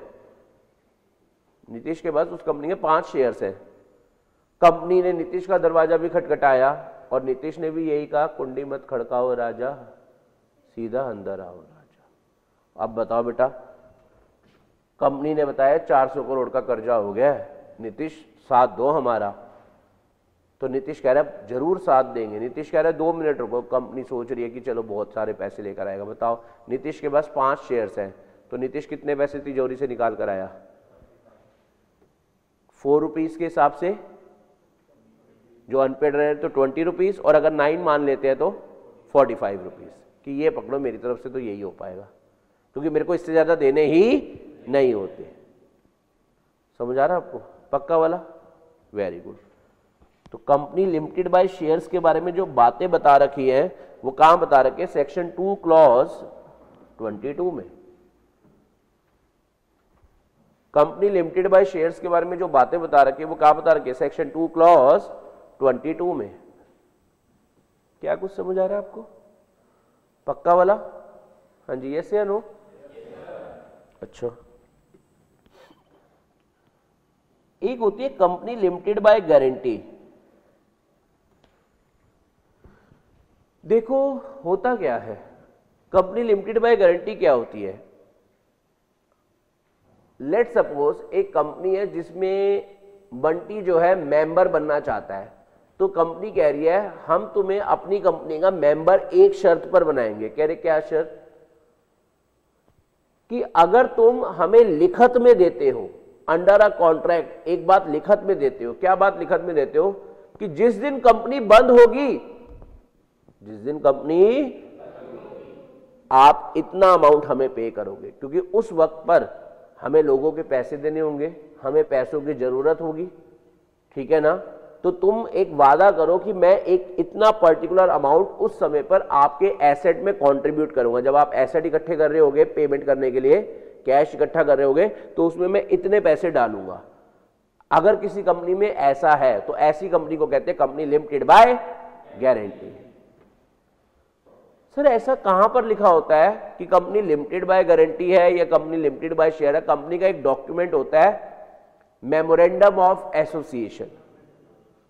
कौन सा डॉक्यूमेंट होता है? आवाज में दम नहीं है। कौन सा? आड़ दो। कौन सा? वहां पर लिखा होता है कि मेंबर इतना पैसा देगा, अनपेड अमाउंट देगा या गारंटी अमाउंट देगा। समझ आ रहा है? तो लिमिटेड बाय गारंटी में लिखो कंपनी के मेंबर्स ने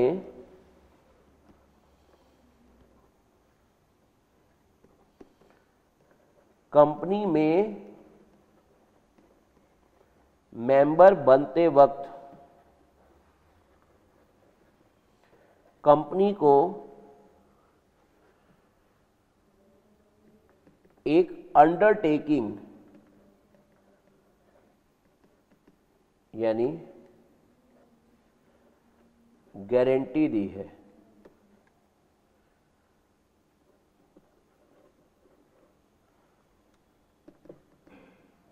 कि जिस दिन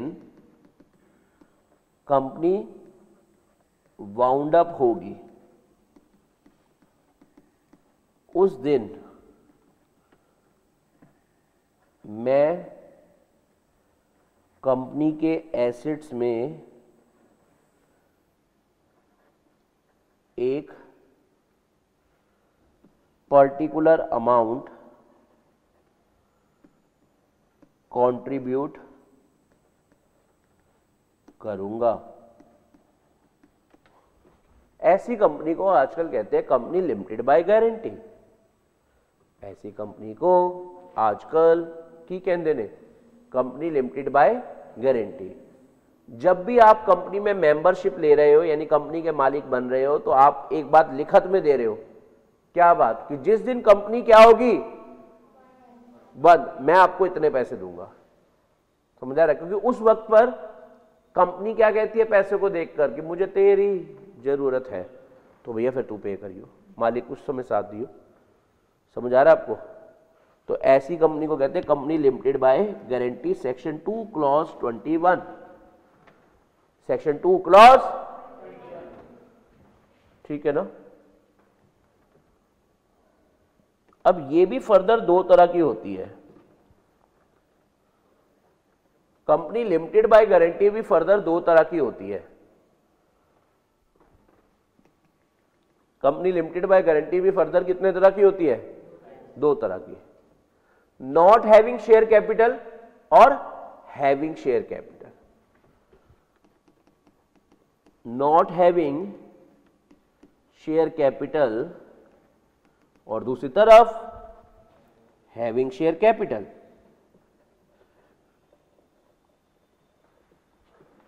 यानी गारंटी कंपनी भी फर्दर दो पार्ट्स में डिवाइड हो जाती है, एक तरफ नॉट हैविंग शेयर कैपिटल और एक तरफ हैविंग शेयर कैपिटल। तो बताओ यहां पर मैक्सिमम लायबिलिटी ऑफ मेंबर क्या होगी? मैं एग्जांपल के तौर पर मान लेता हूं मेंबर ने 15 रुपए की गारंटी दे रखी कि मैं 15 रुपए पे करूंगा। समझ आ रहा है आपको? मेंबर ने 15 रुपए की गारंटी दे रखी है कि मैं 15 रुपए पे करूंगा। तो मेरा आपसे एक सवाल है, मैक्सिमम लायबिलिटी ऑफ मेंबर क्या होगी? 15 रुपए। तो यानी गारंटी अमाउंट, एग्जाम्पल के तौर पर 15। समझ आ रहा है आपको? चलो मैं अब आपसे एक बात पूछता हूं, अगर आप गारंटी कंपनी है और उसमें शेयर कैपिटल भी है तो ऐसी कंपनी में मैक्सिमम लायबिलिटी ऑफ मेंबर आपके हिसाब से क्या होगी? अनपेड अमाउंट प्लस 15 रुपीज यानी गारंटी अमाउंट। तो यानी आप कहना चाह रहे हैं ऐसी कंपनी में होगा unpaid amount plus guarantee amount. Yes और no? Hello, unpaid amount plus guarantee amount. समझ गए? यानी आपके हिसाब से, एग्जाम्पल के हिसाब से 4 रुपए प्लस 15, तो 4 प्लस 15 आजकल कितने हो जाते हैं? 19। चले बात करें आपसे कुछ और आगे। आपके हिसाब से ये गारंटी अमाउंट हम मेंबर से कब मांग सकते हैं? बताओ कब मांग सकते हैं ये guarantee amount? During life time of the company मांग सकते हैं या वाइंडिंग अप के समय पर? थोड़ा लाउडली बोलेंगे, क्या? हाँ जी, वाइंडिंग अप के समय। तो यानी ये क्या है, डिमांड कर सकते हैं only eight the time of winding up. ये वाला पैसा मांग सकते हैं guarantee amount at the time of winding up. लेकिन एक बात बताओ, ये जो पैसा है अनपेड अमाउंट ऑन शेयर्स, ये आप कब मांग सकते हो? ये कब मांग सकते हो?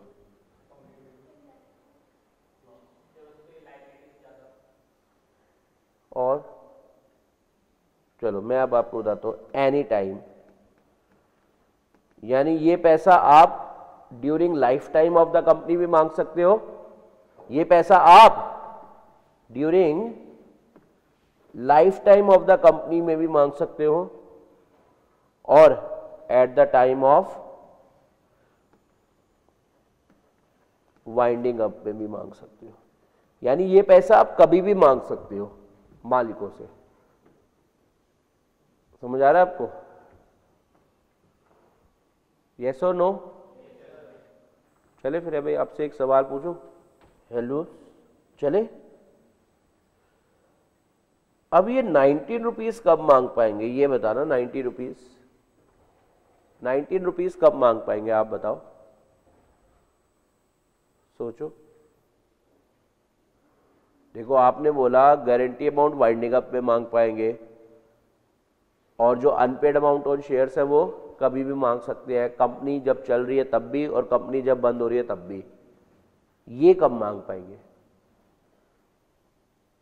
तो इसमें से 4 रुपए आप कब मांग सकते हो? Eight any time. लेकिन 15 रुपए कब? वाइंडिंग अप पे। पॉइंट समझ आना स्टार्ट हुआ या नहीं हुआ? हेलो हेलो हेलो हेलो, हाँ जी पक्का।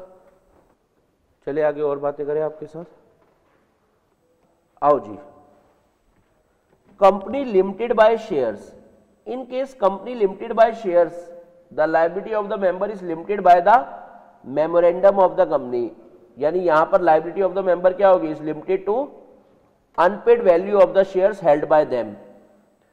देखो कंपनी लिमिटेड, कंपनी के मेंबर्स की लायबिलिटी लिमिटेड है, लेकिन लिमिटेड में अनपेड वाली है या गारंटी वाली है वो हमें कैसे पता चलता है? कंपनी का एक डॉक्यूमेंट होता है जिसका नाम क्या होता है? Memorandum of.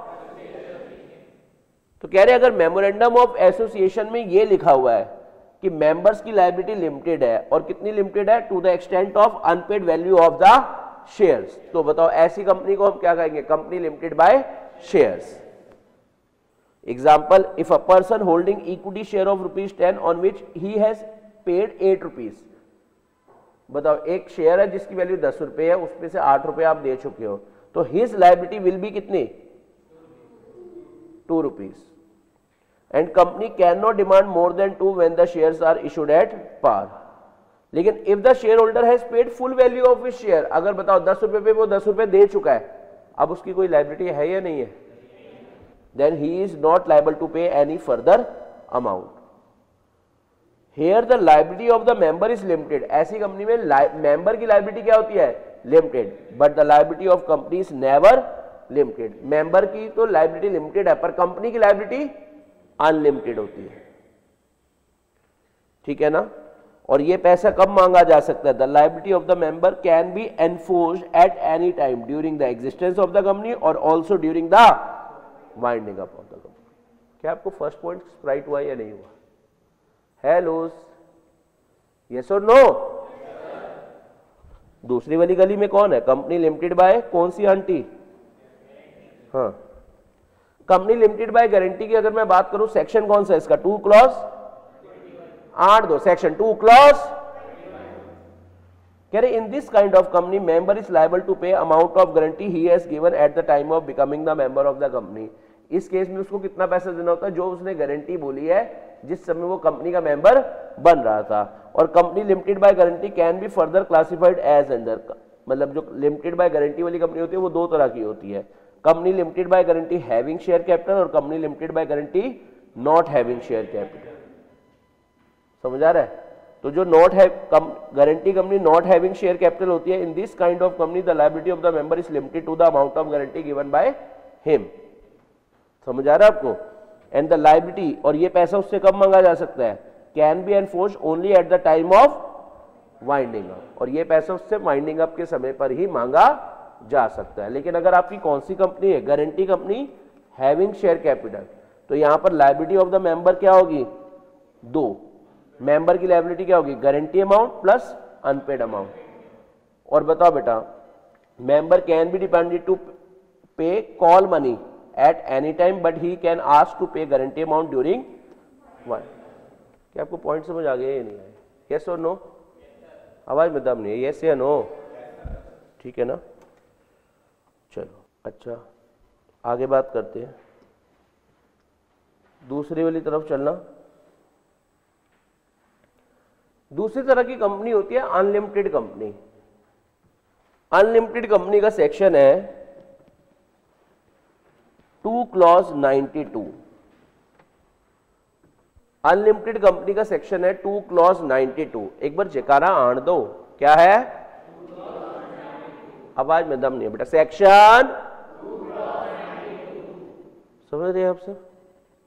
अनलिमिटेड कंपनी का सेक्शन है सेक्शन 2 क्लॉज 92। एक बार जयकारा फिर आण दो, अनलिमिटेड कंपनी का सेक्शन कौन सा है? अभी इसका क्वेश्चन भी करवाएंगे आपको, आप थोड़ा सा ध्यान इधर दो, पहले समझ लेते हैं कॉन्सेप्ट को। देखो अनलिमिटेड कंपनी की अगर मैं बात करूं, मान लेते हैं एक अनलिमिटेड कंपनी, एग्जांपल दो रिबॉक, सुनिए आपने रिबॉक सुनिए, कंपनी शूज आते हैं, तो रिबॉक एक अनलिमिटेड कंपनी है। पॉइंट समझ आ रहा है आपको? आओ जरा बात करते हैं इस कंपनी के बारे में भी। जो अनलिमिटेड कंपनीज होते हैं वहां पर क्या होता है, जैसे यहां पर ये कंपनी इनकॉर्पोरेट हुई, बोलो ना बेटा, यहां कंपनी इनकॉर्पोरेट हुई मतलब यहां पर कंपनी की रजिस्ट्रेशन हुई है, और यहां पर कंपनी क्या हो रही है, डिसॉल्व,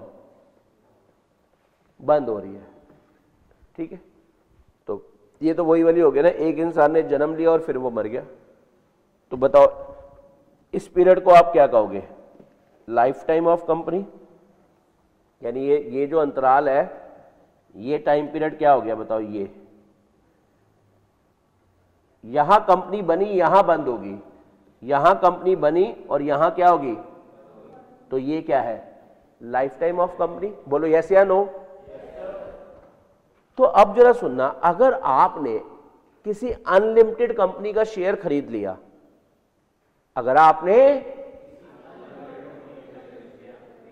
तो उस केस में मेंबर्स की लायबिलिटी भी अनलिमिटेड हो जाती है, लेकिन कब, only eight the time of winding up, यानी लाइफ टाइम के दौरान कंपनी की लायबिलिटी अनलिमिटेड और मेंबर की लायबिलिटी, इवन तो वो अनलिमिटेड कंपनी का मेंबर बना है, लेकिन जब तक ये कंपनी चल रही है, यानी जब तक कंपनी ये कह रही है जब तक है जान, जब तक है जान, तब तक मेंबर्स की लायबिलिटी क्या रहेगी, लिमिटेड। लेकिन एट द टाइम ऑफ क्या, बताओ बेटा, कंपनी की लायबिलिटी तो पहली क्या होती है बताओ, और मेंबर्स की लायबिलिटी भी क्या हो जाएगी, तो यानी अनलिमिटेड कंपनी में भी मेंबर्स की लायबिलिटी अनलिमिटेड कब होती है, only eight the time of winding up, not before that. क्या कुछ बातें समझ आ रही है आपको या नहीं आ रही? एक बार ये नोट करना आप सब। प्लस इसके अलावा हमें सामने वाली गली में एक चार्ट जो बना हुआ है वो भी पढ़ना है। ये यूनाइटेड को काट के अनलिमिटेड कर लेना। आपको ये पेज नंबर 221 में अगर आप आओगे, आओ जरा, अनलिमिटेड कंपनी के बारे में कुछ और बातें आपके साथ डिस्कस करते हैं। पहला पॉइंट बताओ बेटा, अनलिमिटेड कंपनी कौन सी होती है, जिसमें नो लिमिट होती है on the liability of the member, मतलब मेंबर्स की लायबिलिटी पर भी कोई लिमिट नहीं होती। ठीक है ना? तो आप ऐसी लायबिलिटी से मुक्ति पाना चाहेंगे, तो बताओ इस लायबिलिटी से, ऐसी वाली अनलिमिटेड लायबिलिटी से मुक्ति पाने का तरीका एक ही है, ये कंपनी छोड़ दो। ठीक है ना? तो यानी द लायबिलिटी सीजिस, सीजिस मतलब खत्म, सीजिस मतलब खत्म, लायबिलिटी तब खत्म होगी on when he ceases to be a member, जब उसकी मेंबरशिप खत्म होगी ना, तो ही उसकी लायबिलिटी खत्म मानी जाएगी, नहीं तो उसकी लायबिलिटी हमेशा क्या मानी जाएगी, अनलिमिटेड। और ये बहुत बढ़िया पॉइंट है। Liability is not unlimited till the time company is not wound up. मतलब मेंबर्स की लाइबिलिटी अनलिमिटेड कब तक नहीं होती? हाँ जी, जब तक कंपनी, समझ आ रहा है?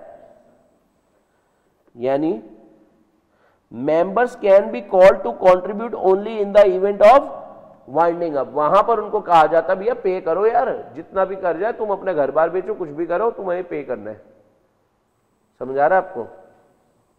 अगला, तो यहां पर अनलिमिटेड कितनी हो जाती है? The liability of each member extend to the amount of company's डेप्ट एंड लायबिलिटी। जितना कंपनी के डेप्ट एंड लायबिलिटी है वो अब मेंबर का डेप्ट एंड लायबिलिटी माना जाएगा। लेकिन अगर ऐसा हुआ एक मेंबर ने ज्यादा पैसे भर दिए, एक के पास थोड़े से कम थे, उसकी जगह पर उसने भर दिए, तो वो वाला मेंबर जिसकी जगह पर आपने भर दिए वो आपको पे करेगा।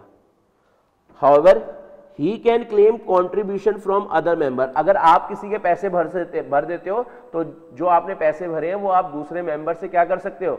रिकवर। जैसे अनलिमिटेड कंपनी के ऊपर दो बंदों के पास, बंटी के ऊपर हिस्सा आया 10,000 का और नीतीश के पास भी 10,000 का हिस्सा आया, लेकिन बंटी ने क्या करा? नीतीश के भी पैसे भर दिए, क्योंकि नीतीश के पास उस समय कम थे, तो बाद में बंटी नीतीश से ये पैसा मांग पाएगा।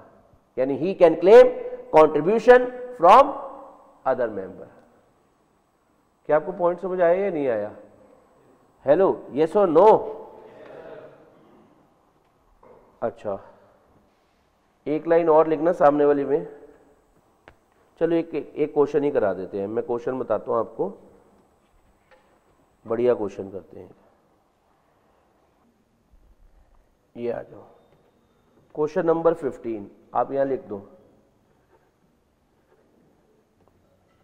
क्वेश्चन नंबर 15 करा रहा हूं। चलिए डिस्कस करें क्वेश्चन नंबर 15। सुनना जरा, यात्री कृपया ध्यान दें। कह रहे no limit private company is incorporated as unlimited company. एक कंपनी है नो लिमिट प्राइवेट लिमिटेड, ठीक है ना, उन्होंने अपनी कंपनी कौन सी बनाई है? Unlimited company. यानी basically no limit private company जो है वो एक अनलिमिटेड कंपनी है। यहां तक का पॉइंट समझ आया आप सभी को? Having share capital of 10 lakh, और इस कंपनी की शेयर कैपिटल कितनी है? 10 lakh. One of its creditor, ठीक है ना, मिस्टर सैम्यूल, मतलब मिस्टर सैम्यूल नाम का एक पर्सन है जिसने इस कंपनी से कुछ पैसे लेने हैं। यानी कंपनी ने नो लिमिट प्राइवेट कंपनी ने इस पर्सन के कुछ पैसे लेने हैं। किस पर्सन के? सैम्यूल के। समझ आ रहा है आपको? अब सैम्यूल ने कंपनी का एक मेंबर है मिस्टर इनोसेंट, उसके ऊपर केस फाइल कर दिया कि भाई मैंने इस कंपनी से पैसे लेने हैं और ये एक अनलिमिटेड कंपनी है, और ये अनलिमिटेड कंपनी का जो मेंबर होता है उसकी लायबिलिटी भी अनलिमिटेड होती है, तो मैं कंपनी की जगह तेरे पे केस फाइल कर रहा हूं। केस फाइल करने को कहते हैं स्यूट फाइल करना। समझ आ रहा है? यानी mister Samuel filed a suite, मतलब मिस्टर सैम्यूल ने केस फाइल करा किसके खिलाफ? एक शेयर होल्डर के खिलाफ। जबकि अभी कंपनी बंद नहीं हुई, अभी कंपनी चल रही है। बताओ मिस्टर सैम्यूल को केस किस पर फाइल करना चाहिए था? कंपनी ने उधार लिया तो कंपनी पर केस फाइल करना चाहिए था, लेकिन उसने किस पर केस फाइल कर दिया? शेयर होल्डर पर। और क्या कह रहा है? भाई कंपनी की लायबिलिटी भी अनलिमिटेड है और तेरी लायबिलिटी भी अनलिमिटेड है, तो therefore recovery of the debt against no limit private limited, जो मैंने कंपनी से पैसे लेने मैं तो तुझसे लूंगा। समझ आ रहा है आपको? अब आपसे पूछ रहे हैं, mister Innocent has given his plea in the court. Mister Innocent court में ऐसा कह रहे हैं that he is not liable as he is just a shareholder, कि मैं इसके लिए लायबल नहीं हूं। अब आपसे एक सवाल पूछा जा रहा है, अनलिमिटेड कंपनी में मेंबर्स की लायबिलिटी अनलिमिटेड कब होती है? हाँ जी, वाइंडिंग अप के टाइम पर। तो क्या कंपनी अभी वाइंड अप हो रही है? तो यहां पर मेंबर्स की लायबिलिटी क्या होगी? लिमिटेड। तो क्या आप मेंबर पर केस फाइल कर सकते हैं या नहीं कर सकते? आपको किस पर केस फाइल करना चाहिए था? तो it can be said that Mr. Samuel cannot directly claim his dues against the company from Mr. Innocent. जो मिस्टर सैम्यूल है वो कंपनी के मेंबर से ये पैसा नहीं ले सकते। The shareholder of the company, even the company is an unlimited company, mister Innocent is liable up to his share capital, क्योंकि अभी तक कंपनी बंद नहीं हो रही तो इसकी मैक्सिमम लायबिलिटी क्या होगी, unpaid amount on share. His unlimited liability will arise कब, व्हेन ऑफिशियल लिक्विडेटर, यानी जब कंपनी बंद हो रही है और कंपनी को बंद कराने के लिए जो कोर्ट से पर्सन आया official liquidator, call the member for their contribution toward the liability and डेब्ट of the company at the time of. आया समझ या नहीं आया? यानी मिस्टर सैम्यूल ने जो केस फाइल करा किसके खिलाफ, मिस्टर इनोसेंट, क्या वो सही था या गलत था? यानी मिस्टर सैम्यूल तुम मिस्टर इनोसेंट को ये नहीं कह सकते कि तू लग दी पंजाबन, लग दी पटोला और लग नहीं तू सारे तो बखनी तेन सूट सूट करना, नहीं करना। आपको केस किस पर फाइल करना चाहिए था, कंपनी पर। समझ आ रहा है? क्योंकि अभी तक कंपनी बंद नहीं हो रही तो मेंबर की लायबिलिटी तो लिमिटेड ही है। क्या आपको क्वेश्चन समझ आया? चलो अब हम वापस फीचर्स की ओर चल रहे हैं। याद करो आप मेरे साथ फीचर पढ़ रहे थे, कितने फीचर अपने हो गए, 5। एक बार जाओ वहीं पर ही जाओ, बताओ आज हमने सुबह कंपनी के फीचर स्टार्ट करे, बोलो यस या नो। चलो आज जो कंपनी के कौन कौन से फीचर होते हैं, टोटल 10 फीचर पढ़ने हैं, उसमें से 5 हम पढ़ चुके हैं। पहला, कंपनी एक क्या है, एक बारी आंट दो, कंपनी एक क्या है, मतलब अगर आपको कंपनी बनानी है तो अपनी क्या करवानी पड़ेगी, समझ आ रहा है आपको। दूसरा, कंपनी एक कैसा सा पर्सन है, तो कंपनी कौन सा पर्सन नहीं है, फिक्टिशियस। फिक्टिशियस नहीं है कंपनी, ऐसा नहीं है कि एग्जिस्ट ही नहीं करती, कंपनी एग्जिस्ट करती है इन द, ठीक है ना। जब भी आप लॉ को देखकर कहेंगे कि पहला तेरे नैन नु वेख्या फिर देखिया तैनू नहीं, तो उसके नैन में तुझे क्या दिखेंगे, कंपनी, LLP, क्योंकि ये सब क्या है, आर्टिफिशियल पर्सन। और देखकर तुम कह पाओगे लॉ को, तेरे नैना नहीं, मार दे डालेंगे। अगला, हर कंपनी का अपना एक वखरा क्या होता है, स्वैग, मतलब कंपनी और उसके मेंबर क्या कहते हैं, हम दोनों हैं अलग अलग और हम दोनों हैं, पॉइंट समझ आ रहे हैं, ठीक है ना। और उसके अलावा कंपनी की परपेचुअल सक्सेशन होती है, बोलना पड़ेगा, कंपनी की,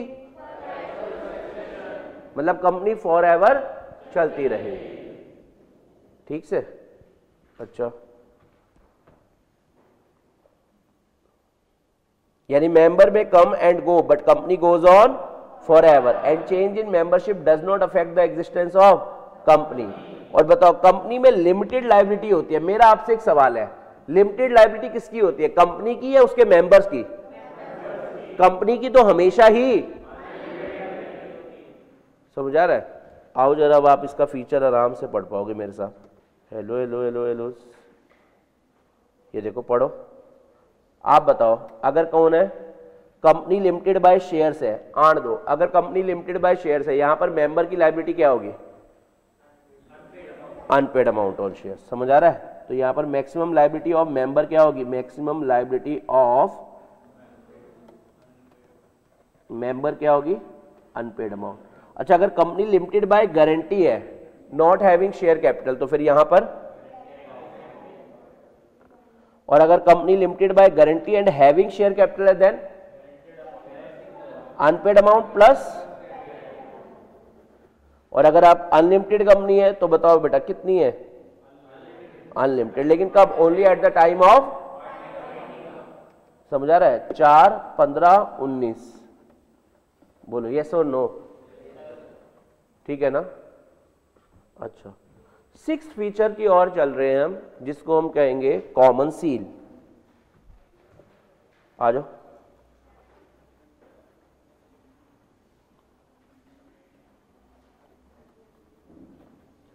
सिक्स फीचर अपना कौन सा आ गया, आ जाओ जी आ जाओ। सर ये क्या होता है कॉमन सील? देखो आप सब, बचपन की बात है, भूल नहीं जाना रे, आप सबके स्कूल में, ट्यूशन के रजिस्टर में कि जो सबसे लास्ट वाला पेज होता था उस पर क्या होते थे बताओ, या तो आपके साइन या जीरो काटा, या फिर एक और गेम भी हो सकती थी, समझ गए? याद आए? ये सब चीजें दिखती थी। वो दिन भी क्या दिन थे, ठीक है ना? तो यार आप सब सिग्नेचर करते हो, तो कंपनी भी तो एक पर्सन है, उसके भी तो क्या होने चाहिए? सिग्नेचर। और उसी सिग्नेचर को कहते हैं क्या? Common seal. तो सर कंपनी तो आर्टिफिशियल पर्सन है, तो उसकी क्या बनती है? उसकी जो स्टैंप होती है ना, वो ही उसकी क्या होगी? Common seal. समझ आ रहा है आपको? तो common seal is the official signature of the company. पहला पॉइंट, कॉमन सील क्या होता है? Official signature of the company. तो लिखो जरा, is the official signature of the, ज्यादा पानी कम पानी, ठीक रहता है। चलो आगे बात करेंगे। तो कॉमन सील क्या हो गया? Official signature of the company. अब अगला आपसे एक सवाल है, क्या हर कंपनी को अपनी स्टैंप बनानी जरूरी है, या कंपनी कह रही है मेरी मर्जी, मैं चाहे ये करूं मैं चाहे वो करूं? बताओ बेटा, क्या कंपनी को स्टैंप बनाना कंपलसरी है या ऑप्शनल है? देखो कुछ बच्चे कह रहे कंपलसरी और कुछ बच्चे कह रहे ऑप्शनल। तो सही जवाब है क्या? ऑप्शनल। यानी कंपनी को कॉमन सील रखना क्या है? मर्जी है, देख लो, कॉमन सील रखनी है तो रख लो, नहीं तो रहने दो। लेकिन अगर कंपनी कह रही है हम तो रखेंगे, हम तो रखेंगे अपनी कॉमन सील, हम तो अपनी स्टैंप बनाएंगे, मेरा आपसे एक सवाल है, आपके रजिस्टर के पीछे आपके कितने तरह के सिग्नेचर होते थे?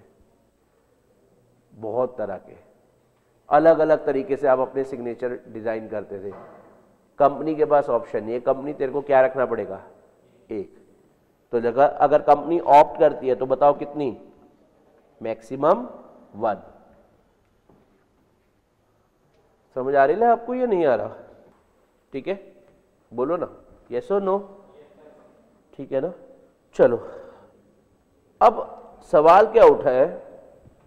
सवाल क्या उठा है, कंपनी के जो डॉक्यूमेंट्स होंगे वो कैसे पता चलेंगे कि यार वो असली है या नकली है? समझ आ रहा है आपको? तो पता लगाने के लिए कैसे पता होना चाहिए, अब आप जरा सुनो। देखो, ऑथेंटिकेशन ऑफ डॉक्यूमेंट्स के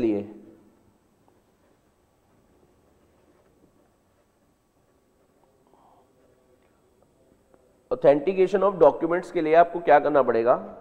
देखना पड़ेगा कि कंपनी में कॉमन सील है या नहीं।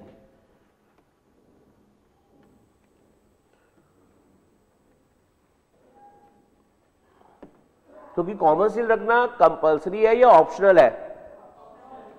तो सबसे पहले हमें यही देखना पड़ेगा, क्या कंपनी में कॉमन सील है या नहीं।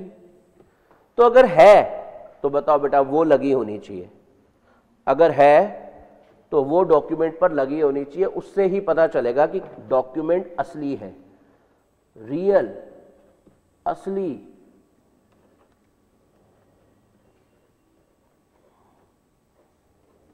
कैसे पता चलेगा कि डॉक्यूमेंट असली है? अगर बताओ बेटा कंपनी की कॉमन सील है तो बताओ बेटा अफिक्स्ड होनी चाहिए, अफिक्स्ड ऑन द डॉक्यूमेंट। लेकिन अगर कॉमन सील नहीं है, अगर कॉमन सील नहीं है, देन चेक करो क्या कंपनी में कंपनी सेक्रेटरी है या नहीं।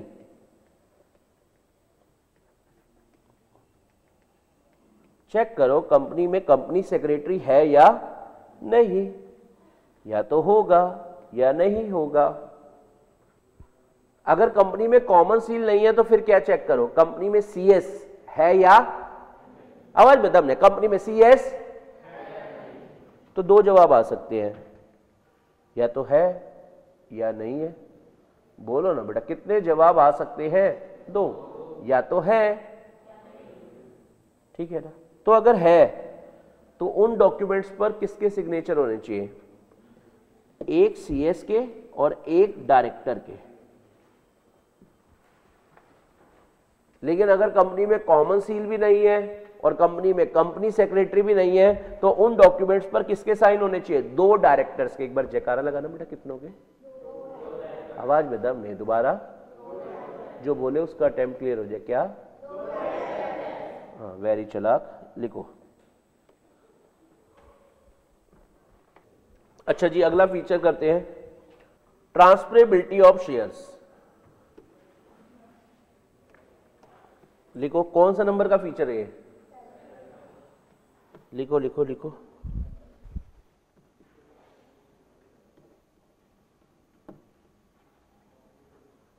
Transferability of shares. आण दो। चलो मैं अब आपसे बात करता हूं। देखो, 2 तरह के एसेट्स होते हैं, मूवेबल और इमूवेबल। मूवेबल और एक बार आण दो, मूवेबल और। चलो मैं अब आपसे बात करता हूं क्या चीज मूवेबल है और क्या चीज इमूवेबल है। बताओ, ये जो पेन है मेरे हाथ में, ये आपके हिसाब से मूवेबल है या इमूवेबल है? मूवेबल है, एक जगह से दूसरी जगह जा पा रहा है। समझ आ रहा है आपको? अच्छा, ये जो माउस है मूवेबल है। लेकिन ये जो जिसको आप ये देखकर कहते हैं ऊंची है बिल्डिंग, उस बिल्डिंग को आप एक जगह से दूसरी जगह लेकर जा सकते हैं या नहीं? नहीं लेकर जा सकते ना, तो वो क्या होगी? इमूवेबल। तो ये जो कंपनी के शेयर्स होते हैं, इन्हें क्या माने, मूवेबल या इमूवेबल? तो जवाब आता है कंपनी के शेयर्स को आपको मूवेबल मानना है। एक बार जयकारा आने दो, कंपनी के शेयर्स को आपको, आवाज में दम नहीं है, कंपनी के शेयर्स को आपको, समझ आ रहा है आपको? तो शेयर्स क्या होते हैं? हमेशा मूवेबल। फर्स्ट पॉइंट स्प्राइट हो रहे, बोलो ना यस और नो। अच्छा जी, आगे बात करते हैं। तो यानी पहला पॉइंट लिखो, shares are movable property. Shares are movable property. Shares जो होते हैं मूवेबल प्रॉपर्टी होते हैं। जो कंपनी के शेयर्स होते हैं वो क्या होते हैं? मूवेबल प्रॉपर्टी होते हैं। एक बार जयकारा आण दो, जो कंपनी के शेयर्स होते हैं वो क्या होते हैं? पहला पॉइंट स्प्राइट हो गया आपको? पक्का? Very good. कह रहे जो कंपनी के शेयर्स होते हैं वो मूवेबल प्रॉपर्टी होते हैं। तो सर इन्हें बेचा कैसे जाएगा? बेटा, बेचने का तरीका, कंपनी का एक डॉक्यूमेंट होता है आर्टिकल ऑफ एसोसिएशन। एक बार जयकारा लगाओ। क्या? दोबारा क्या? उसमें बता रखा होगा कि कंपनी के शेयर्स बेचे कैसे जाएंगे। तो यानी दूसरा पॉइंट लिखो, shares are transferable. Shares are transferable in the manner specified in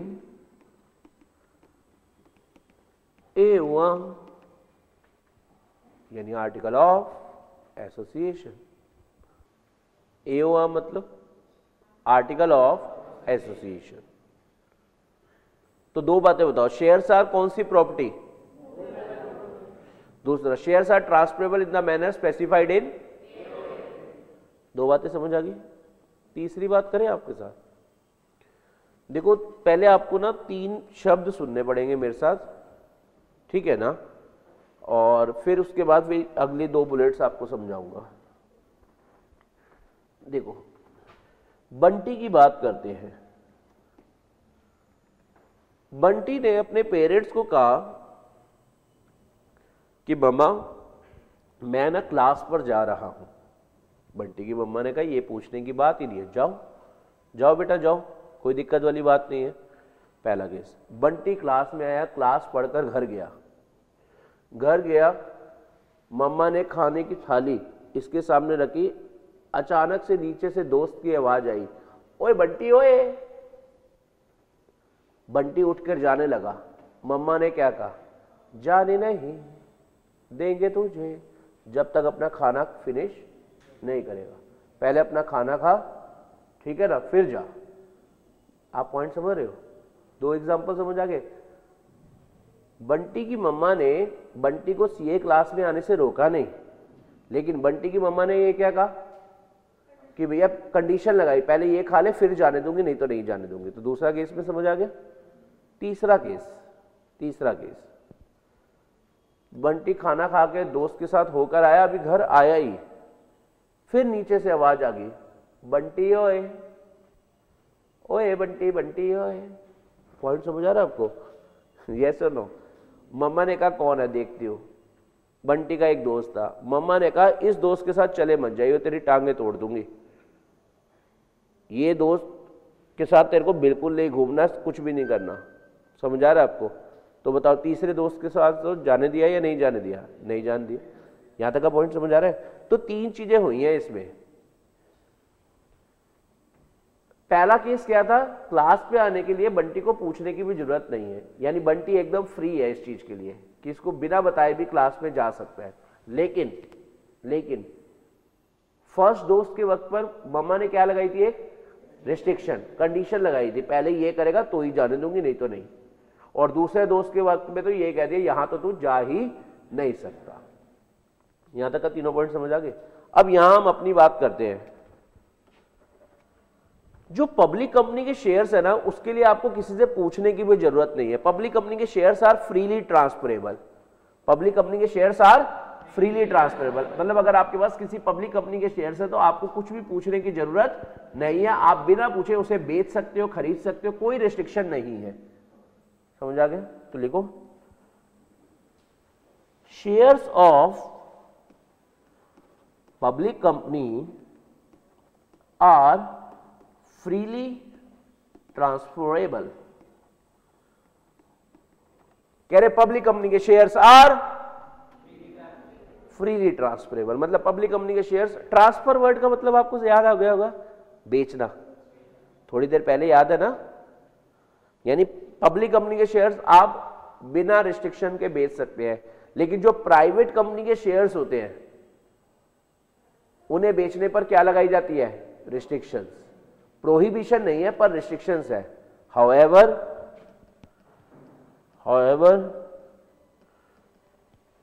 there are restrictions on the transferability of shares of private, ज्यादा पानी कम पानी, ठीक रहता है। देखो, पब्लिक कंपनी के शेयर्स फ्रीली ट्रांसफरेबल होते हैं। पब्लिक कंपनी के शेयर्स कैसे से होते हैं? Freely transferable. और जबकि प्राइवेट कंपनी के शेयर बेचने पर क्या होती है? रिस्ट्रिक्शंस। मैंने ये नहीं कहा प्रोहिबिशन कि प्राइवेट कंपनी के शेयर्स आप बेच ही नहीं सकते, लेकिन बेचने से पहले आपको कुछ कंडीशंस क्या करनी पड़ेंगी? सेटिस्फाइड।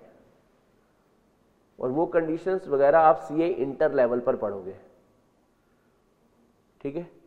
अभी बस आपको ये पता होना चाहिए पब्लिक कंपनी के shares are freely transferable, private company के शेयर ट्रांसफरेबिलिटी पर रिस्ट्रिक्शंस होती है। क्या आपको 7 फीचर समझ आए? एक बार जरा बताना कौन कौन से हमने 7 फीचर पढ़े। पहला, जो बोले उसका अटेम्प्ट क्लियर हो जाए। पहला, यानी कंपनी एक इनकॉर्पोरेटेड एसोसिएशन है, मतलब कंपनी बनाने के लिए आपको रजिस्ट्रेशन करवानी पड़ेगी। दूसरा, मतलब कंपनी कैसा सा पर्सन है?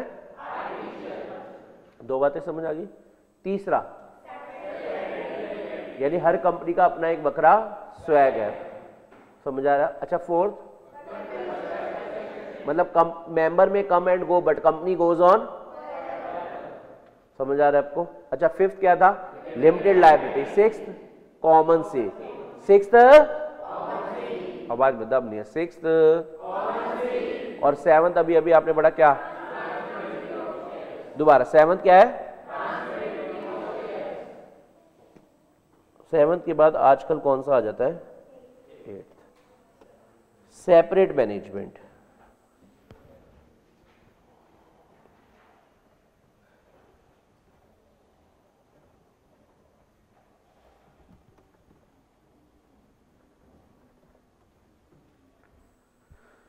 देखो, आपको पता ही है कंपनी को मैनेज करने वाले लोग सेम होते हैं या अलग होते हैं? अलग होते हैं। और उनको क्या कहा जाता है? मतलब जो कंपनी के डे टू डे के काम है ना, वो सारे कौन संभालेंगे? बोर्ड ऑफ डायरेक्टर संभालेंगे। लेकिन board of directors board of directors में जो डायरेक्टर होंगे, देखो मैं आपको बताता हूं, ये डायरेक्टर हो गया, ये डायरेक्टर हो गया, ये डायरेक्टर हो गया, ये हो गया डायरेक्टर नंबर 1, ये हो गया डायरेक्टर नंबर 2, ये हो गया डायरेक्टर नंबर 3। तो इंडिविजुअली तो हम इन्हें डायरेक्टर कहेंगे, पर टुगेदरली इन्हें क्या कहेंगे? Board of directors, BOD. तो भैया बीओडी में डायरेक्टर को अपॉइंट और रिमूव करने की पावर किसके पास होगी? कंपनी के मालिकों के पास ही। इवन दो डे टू डे का काम कौन संभालेंगे? बोर्ड ऑफ, लेकिन बोर्ड ऑफ डायरेक्टर में डायरेक्टर को रखेगा कौन? मालिक। और इसे निकाल भी कौन सकते हैं? मालिक। तो देयरफॉर डायरेक्टली नहीं पर इनडायरेक्टली ये ही बिजनेस को क्या कर रहे हैं? मैनेज। इन्हीं के इशारों पर ही तो ये काम करेंगे, नहीं तो निकाल देंगे इन्हें। समझ आ रहा है आपको? तो अगर देखा जाए तो क्या लिखा हुआ है, कह रहे जो मेंबर है do not participate in day to day affairs of the company. रोज के काम के लिए मेंबर नहीं आते, मालिक तो मीटिंग में आएंगे सीधा। आप बताओ, आप में से अगर रिलायंस का किसी के पास शेयर है तो क्या आप कंपनी में जाकर बैठ जाओगे? भाई अपनी दुकान है, अपनी कंपनी है, बताओ बैठ जाओगे वहां जाकर? को आप स्टॉक एक्सचेंज पे आपने कोई शेयर खरीदे तो कंपनी में जाके थोड़ा ना बैठ जाओगे आप। कंपनी तो कौन चलाएगी? Management. The management of the company lies in the hands of elected representative of member commonly called as board of directors or simply the board. लेकिन directors are appointed as well as removed by the member. Thus, the act has ensured the ultimate control of the member over the company. समझ आ रहा है आपको? तो यानी company में क्या होती है? सेपरेट मैनेजमेंट, उसको हम क्या कहते हैं? बीओडी। और बताओ बेटा, जो डायरेक्टर्स हैं उन्हें अपॉइंट और रिमूव कौन कर सकता है? बताओ।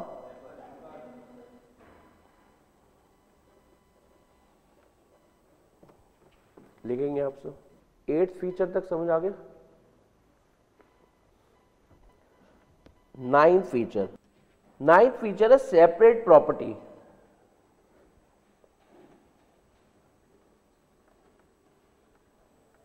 नाइन्थ फीचर अपना कौन सा आ गया? जल्दी बताओ, एक बारी आड़ दो। कौन सा बेटा?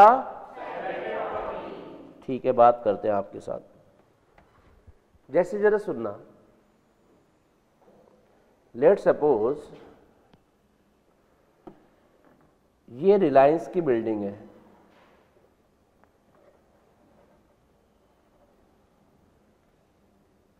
रिलायंस इंडस्ट्रीज लिमिटेड, ठीक है ना? RIL की बिल्डिंग है ये, ठीक है। अब मान लेते हैं बंटी के पास रिलायंस का एक शेयर है, ठीक है। बंटी के पास रिलायंस का एक शेयर है। अब जरा सुनना, बंटी जो है उसका एक दोस्त है नीतीश। बंटी नीतीश को कह रहा है तेरे भाई की बिल्डिंग है ये, तेरा भाई इसका मालिक है। नीतीश कह रहा है चल फिर अंदर एक बार दिखा कर ला यार क्या क्या है इस बिल्डिंग में। बताओ बेटा, यहीं से सिक्योरिटी गार्ड ने वापस कर दिया, 2 मिनट लगाए बस। समझ आ रहा है आपको? दोनों को निकाल दिया। तो बताओ बेटा, नीतीश कह रहा है तू तो कह रहा था ये तेरी बिल्डिंग है, कह रहे यार ये देख मेरे पास इस कंपनी का शेयर है। तो यानी कंपनी के मेंबर बन जाने से आप कंपनी के एसेट्स के मालिक नहीं बन जाते, क्योंकि कंपनी एक आर्टिफिशियल पर्सन है तो उसकी बिल्डिंग उसकी है। रिलायंस की बिल्डिंग रिलायंस की मानी जाएगी, मुकेश अंबानी की नहीं मानी जाएगी और बंटी की भी नहीं मानी जाएगी। समझ आ रहा है? क्योंकि लॉ की नजरों में कंपनी एक पर्सन है, तो वो अपने नाम से जो एसेट खरीदेगी वो कंपनी का होगा, उसके मालिकों का नहीं होगा। और इसका इस्तेमाल कंपनी अपने एसेट्स का इस्तेमाल कब करेगी? जब कंपनी बंद हो रही होगी तो उस समय ये बेचेगी, इससे पैसा आएगा, लोगों को पे करेगी ना। समझ आ रहा है आपको? तो यानी अगर आप कंपनी के शेयर खरीद लेते हैं तो इसका मतलब ये नहीं है कि आप कंपनी के एसेट्स के मालिक हो गए। कैसी सी बातें करते हो आप? अगर आप ऐसी सी बातें करते हो तो जो बंटी और नीतीश को धक्के खाने पड़े वो आपको खाने पड़ेंगे। चल बे अबे चल, मतलब समझ रहे, बिल्डिंग के बाहर निकालने के लिए। यस और नो? हाँ, तो ये देखो सेपरेट प्रॉपर्टी क्या कहना चाह रहे हैं? कह रहे हैं कंपनी कैन ऑन, एक कंपनी जो है क्योंकि लॉ की नजरों में एक पर्सन है। कैसा सा पर्सन है? एक बारी आड़ दो, कैसा सा पर्सन है? समझा रहा है आपको? तो कह रहे कंपनी अपने नाम से कोई प्रॉपर्टी का मालिक बन सकती है और उस प्रॉपर्टी को एंजॉय कर सकती है। एंजॉय का मतलब ये नहीं उसमें पार्टियां करेगी, party all night, party all night, we do party all night, नहीं, एंजॉय का मतलब है यूज। देखो जो कंपनी की प्रॉपर्टी है वो कंपनी खरीद सकती है और कंपनी ही उसकी मालिक बनेगी और कंपनी ही उसे यूज कर सकती है। समझ आ रहा है आपको? मेंबर जो होते हैं उस प्रॉपर्टी के ओनर और को ओनर नहीं होते। सर ओनर और को ओनर, एक एग्जांपल करते हैं, ये मेरे हाथ में क्या है? फोन, मैं इसका क्या हूं? मालिक हूं। लेट सपोज ये फोन मैंने अकेले ने नहीं खरीदा, मैंने और बंटी ने मिलाकर एक फोन खरीदा है। तो बताओ बेटा फिर मैं इसका क्या होऊंगा? ओनर या को ओनर? तो बंटी भी को ओनर, मैं भी को ओनर। मान लेते मैंने, बंटी और नीतीश ने मिलकर ये फोन खरीदा है, तब हम तीनों क्या हो? क्या? मजा नहीं आ रहा, दोबारा क्या? हाँ समझ आ रहा है ना आपको? तो यानी जब एक चीज का मालिक एक होता है तो वो ओनर, एक से ज्यादा है तो को ओनर। तो बताओ बेटा कंपनी की प्रॉपर्टी के नाम मेंबर मतलब इक्विटी शेयर होल्डर। जो इक्विटी शेयर होल्डर होते हैं वो कंपनी के ना तो क्या होते हैं? ओनर होते हैं और ना ही को ओनर होते हैं, क्योंकि जो कंपनी की चीज है वो कंपनी की ही है, आप उसके मालिक नहीं हो, आप उसके मालिक। समझ आ रहा है आपको? यस और नो?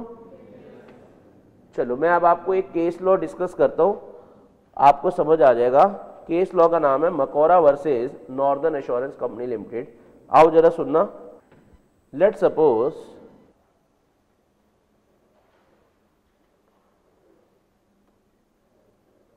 एक कंपनी है,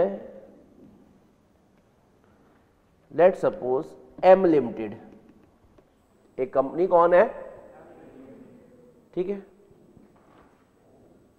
एम लिमिटेड में एक बंदा है मिस्टर एम, जो क्या है? Virtually owned shareholder of the company. मतलब इस कंपनी का वर्चुअली ओन्ड शेयर होल्डर है, यानी मैक्सिमम शेयर्स इसी के पास है, लगभग सारे शेयर्स इसी के पास है, एक एक दो दो शेयर इसके 6-7 मेंबर जो और चाहिए उनके लिए है। अदरवाइज इस कंपनी के सारे शेयर्स किसके पास है? एम के पास। तो एम क्या हुआ? Is the virtually owned shareholder of M limited. यानी मिस्टर एम जो है इस कंपनी के सारे शेयर्स लगभग अपने पास रखते हैं। तो बताओ बेटा, यानी ये इस कंपनी के मेंबर हुए, मालिक हुए, ठीक है ना? अब एम इंश्योरेंस कंपनी के पास जाते हैं, एम इंश्योरेंस कंपनी के पास जाते हैं और जाकर कहते हैं कि जितना भी ये टिम्बर है, टिम्बर समझ गए? मतलब फर्नीचर बनाने के लिए जो लकड़ी है, कंपनी का काम क्या था? टिम्बर बेचने का। फर्नीचर बनाने के लिए जो वुड होती है वो बेचने का काम था। तो बताओ बेटा मिस्टर एम ने क्या करा दी? टिम्बर की इंश्योरेंस करवा दी। Mister M insured the timber in his own name. Mister M ने इस टिम्बर की इंश्योरेंस करवा दी। यहां तक का पॉइंट समझ आया आपको? अब मिस्टर एम आराम से बैठे हुए हैं, अचानक से इन टिम्बर में आग लग गई। समझ आ रहा है आपको? अचानक से इस टिम्बर में क्या लग गई? आग, ठीक है ना? और आग लगने के यहीं पर ही क्या कौन खड़ा हुआ था? पुष्पा पुष्पा पुष्पा पुष्पा पुष्पराज। और वो क्या कह रहा है? पुष्प नाम सुन के फ्लावर समझे क्या? फायर है, मैं बेसिकली वाइल्ड फायर है मैं। पॉइंट समझ आ रहा है आपको? तो बताओ बेटा टिम्बर जल गई, बताओ एम आराम से बैठा हुआ है, एम अगले दिन पहुंचा इंश्योरेंस कंपनी पे और जाकर क्या कह रहा है? साडा हक। बताओ बेटा आपसे मैं पूछता हूं, इंश्योरेंस कंपनी क्लेम देने में विश्वास करती है या क्लेम रिजेक्ट करने में? यस और नो? रिजेक्ट करने में, ठीक है। इंश्योरेंस कंपनी ने कहा हम तो आपको क्लेम नहीं देंगे। मिस्टर एम कह रहे मैंने इंश्योरेंस करा रखी है, टिम्बर जल गई है, आप क्यों नहीं दोगे, क्यों नहीं दोगे? इंश्योरेंस कंपनी कह रही है देखो हमने किसको वादा करा था कि तुम्हें अगर कोई नुकसान होगा तो हम भरेंगे। हमारे रिकॉर्ड्स में किसका नाम है, रिकॉर्ड्स में किसका नाम है, तुम्हारा नाम। और बताओ बेटा नुकसान हुआ किसको है, नुकसान कंपनी का है, कंपनी को हुआ है। तो जब तुम्हें नुकसान हुआ ही नहीं तो हम तुम्हें पैसे क्यों दो? हमने तो इंश्योरेंस लेने का मतलब होता है तुम्हें कोई नुकसान होगा तो हम भरेंगे। तो ये कह रहा है, एम कह रहा है मैं इस कंपनी के सारे शेयर्स मेरे पास ही हैं, मेरी ही कंपनी है, मेरे ही एसेट है। वो कह रहे ना मुन्ना ना, ये तेरे एसेट नहीं है, ये किसके एसेट है, कंपनी। और कंपनी का अपना एक वखरा स्वैग होता है और ये कंपनी के एसेट है, तेरा उसमें कोई इंटरेस्ट ही नहीं है, तो देयरफॉर ये तुझे क्लेम नहीं मिलेगा। तो बताओ बेटा फाइनली फाइनली फाइनली क्लेम क्या हो गया? पॉइंट समझ रहे हो? यानी कंपनी के एसेट्स में मेंबर का किसी भी तरीके का इंटरेस्ट नहीं होता, यानी member have no insurable interest in the property of the company. Member का किसी भी तरीके का इंटरेस्ट कंपनी में नहीं होता, कंपनी के एसेट्स में। देखो एग्जाम ये पढ़ते हैं case law, M virtually own all the shares in a company, M के पास कंपनी के सारे ही शेयर्स थे। The timber belonging to company, जो टिम्बर कंपनी की थी, was insured in the name of M, M ने अपने नाम से उस पर क्या ले ली, insurance. The timber was destroyed by Pushpraj, समझ आ रहा है? और इंश्योरेंस क्लेम रिजेक्ट हो गया क्योंकि एम का उस एसेट्स में कोई इंश्योरेबल इंटरेस्ट था ही नहीं। कुछ समझ आया या नहीं आया आपको? यानी जो कंपनी की प्रॉपर्टी है ना वो कंपनी की ही है, मेंबर की नहीं है। केस लॉ का नाम Macaura versus northern assurance company limited. एक बार केस लॉ का नाम आप बोलते हुए दिखेंगे क्या, मकौरा वर्सेस, बना लो ये सेपरेट प्रॉपर्टी। तो ये बिल्डिंग जिसको आप कह रहे हैं ऊंची है बिल्डिंग, ये रिलायंस की है, बंटी की नहीं।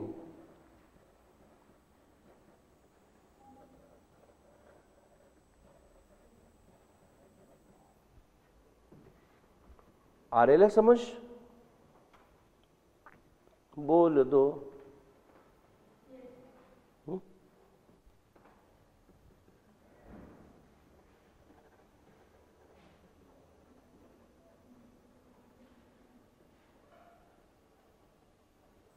10th और आखिरी फीचर, सर ये कौन सा फीचर है? क्या कंपनी अपने नाम से किसी पर केस फाइल कर सकती है? तो जवाब क्या आता है, जी हां। समझ आ रहा है आपको? क्या कोई कंपनी पर केस फाइल कर सकता है? तो जवाब क्या आता है, जी हां। तो यानी अभी 9th पॉइंट में हमने पढ़ा कंपनी अपने नाम से प्रॉपर्टी खरीद सकती है, और 10th में हम पढ़ रहे हैं कंपनी अपने नाम से किसी पर केस फाइल कर सकती है, और कोई कंपनी पर भी केस फाइल करने को कहते हैं सूट फाइल करना, है ना। तो कंपनी कैन स्यू, यानी कंपनी की कैपेसिटी है, company can sue other and be sued in its own name. Company भी किसी पर केस फाइल कर सकती है और कोई कंपनी पर भी केस फाइल कर सकता है, यानी company can sue and be sued in its own name. Company अपने नाम से किसी पर केस फाइल कर सकती है और कोई कंपनी पर भी केस फाइल कर सकता है। Company can sue and be sued in its own name. क्या आपको सारे फीचर समझ आए हैं या नहीं आए?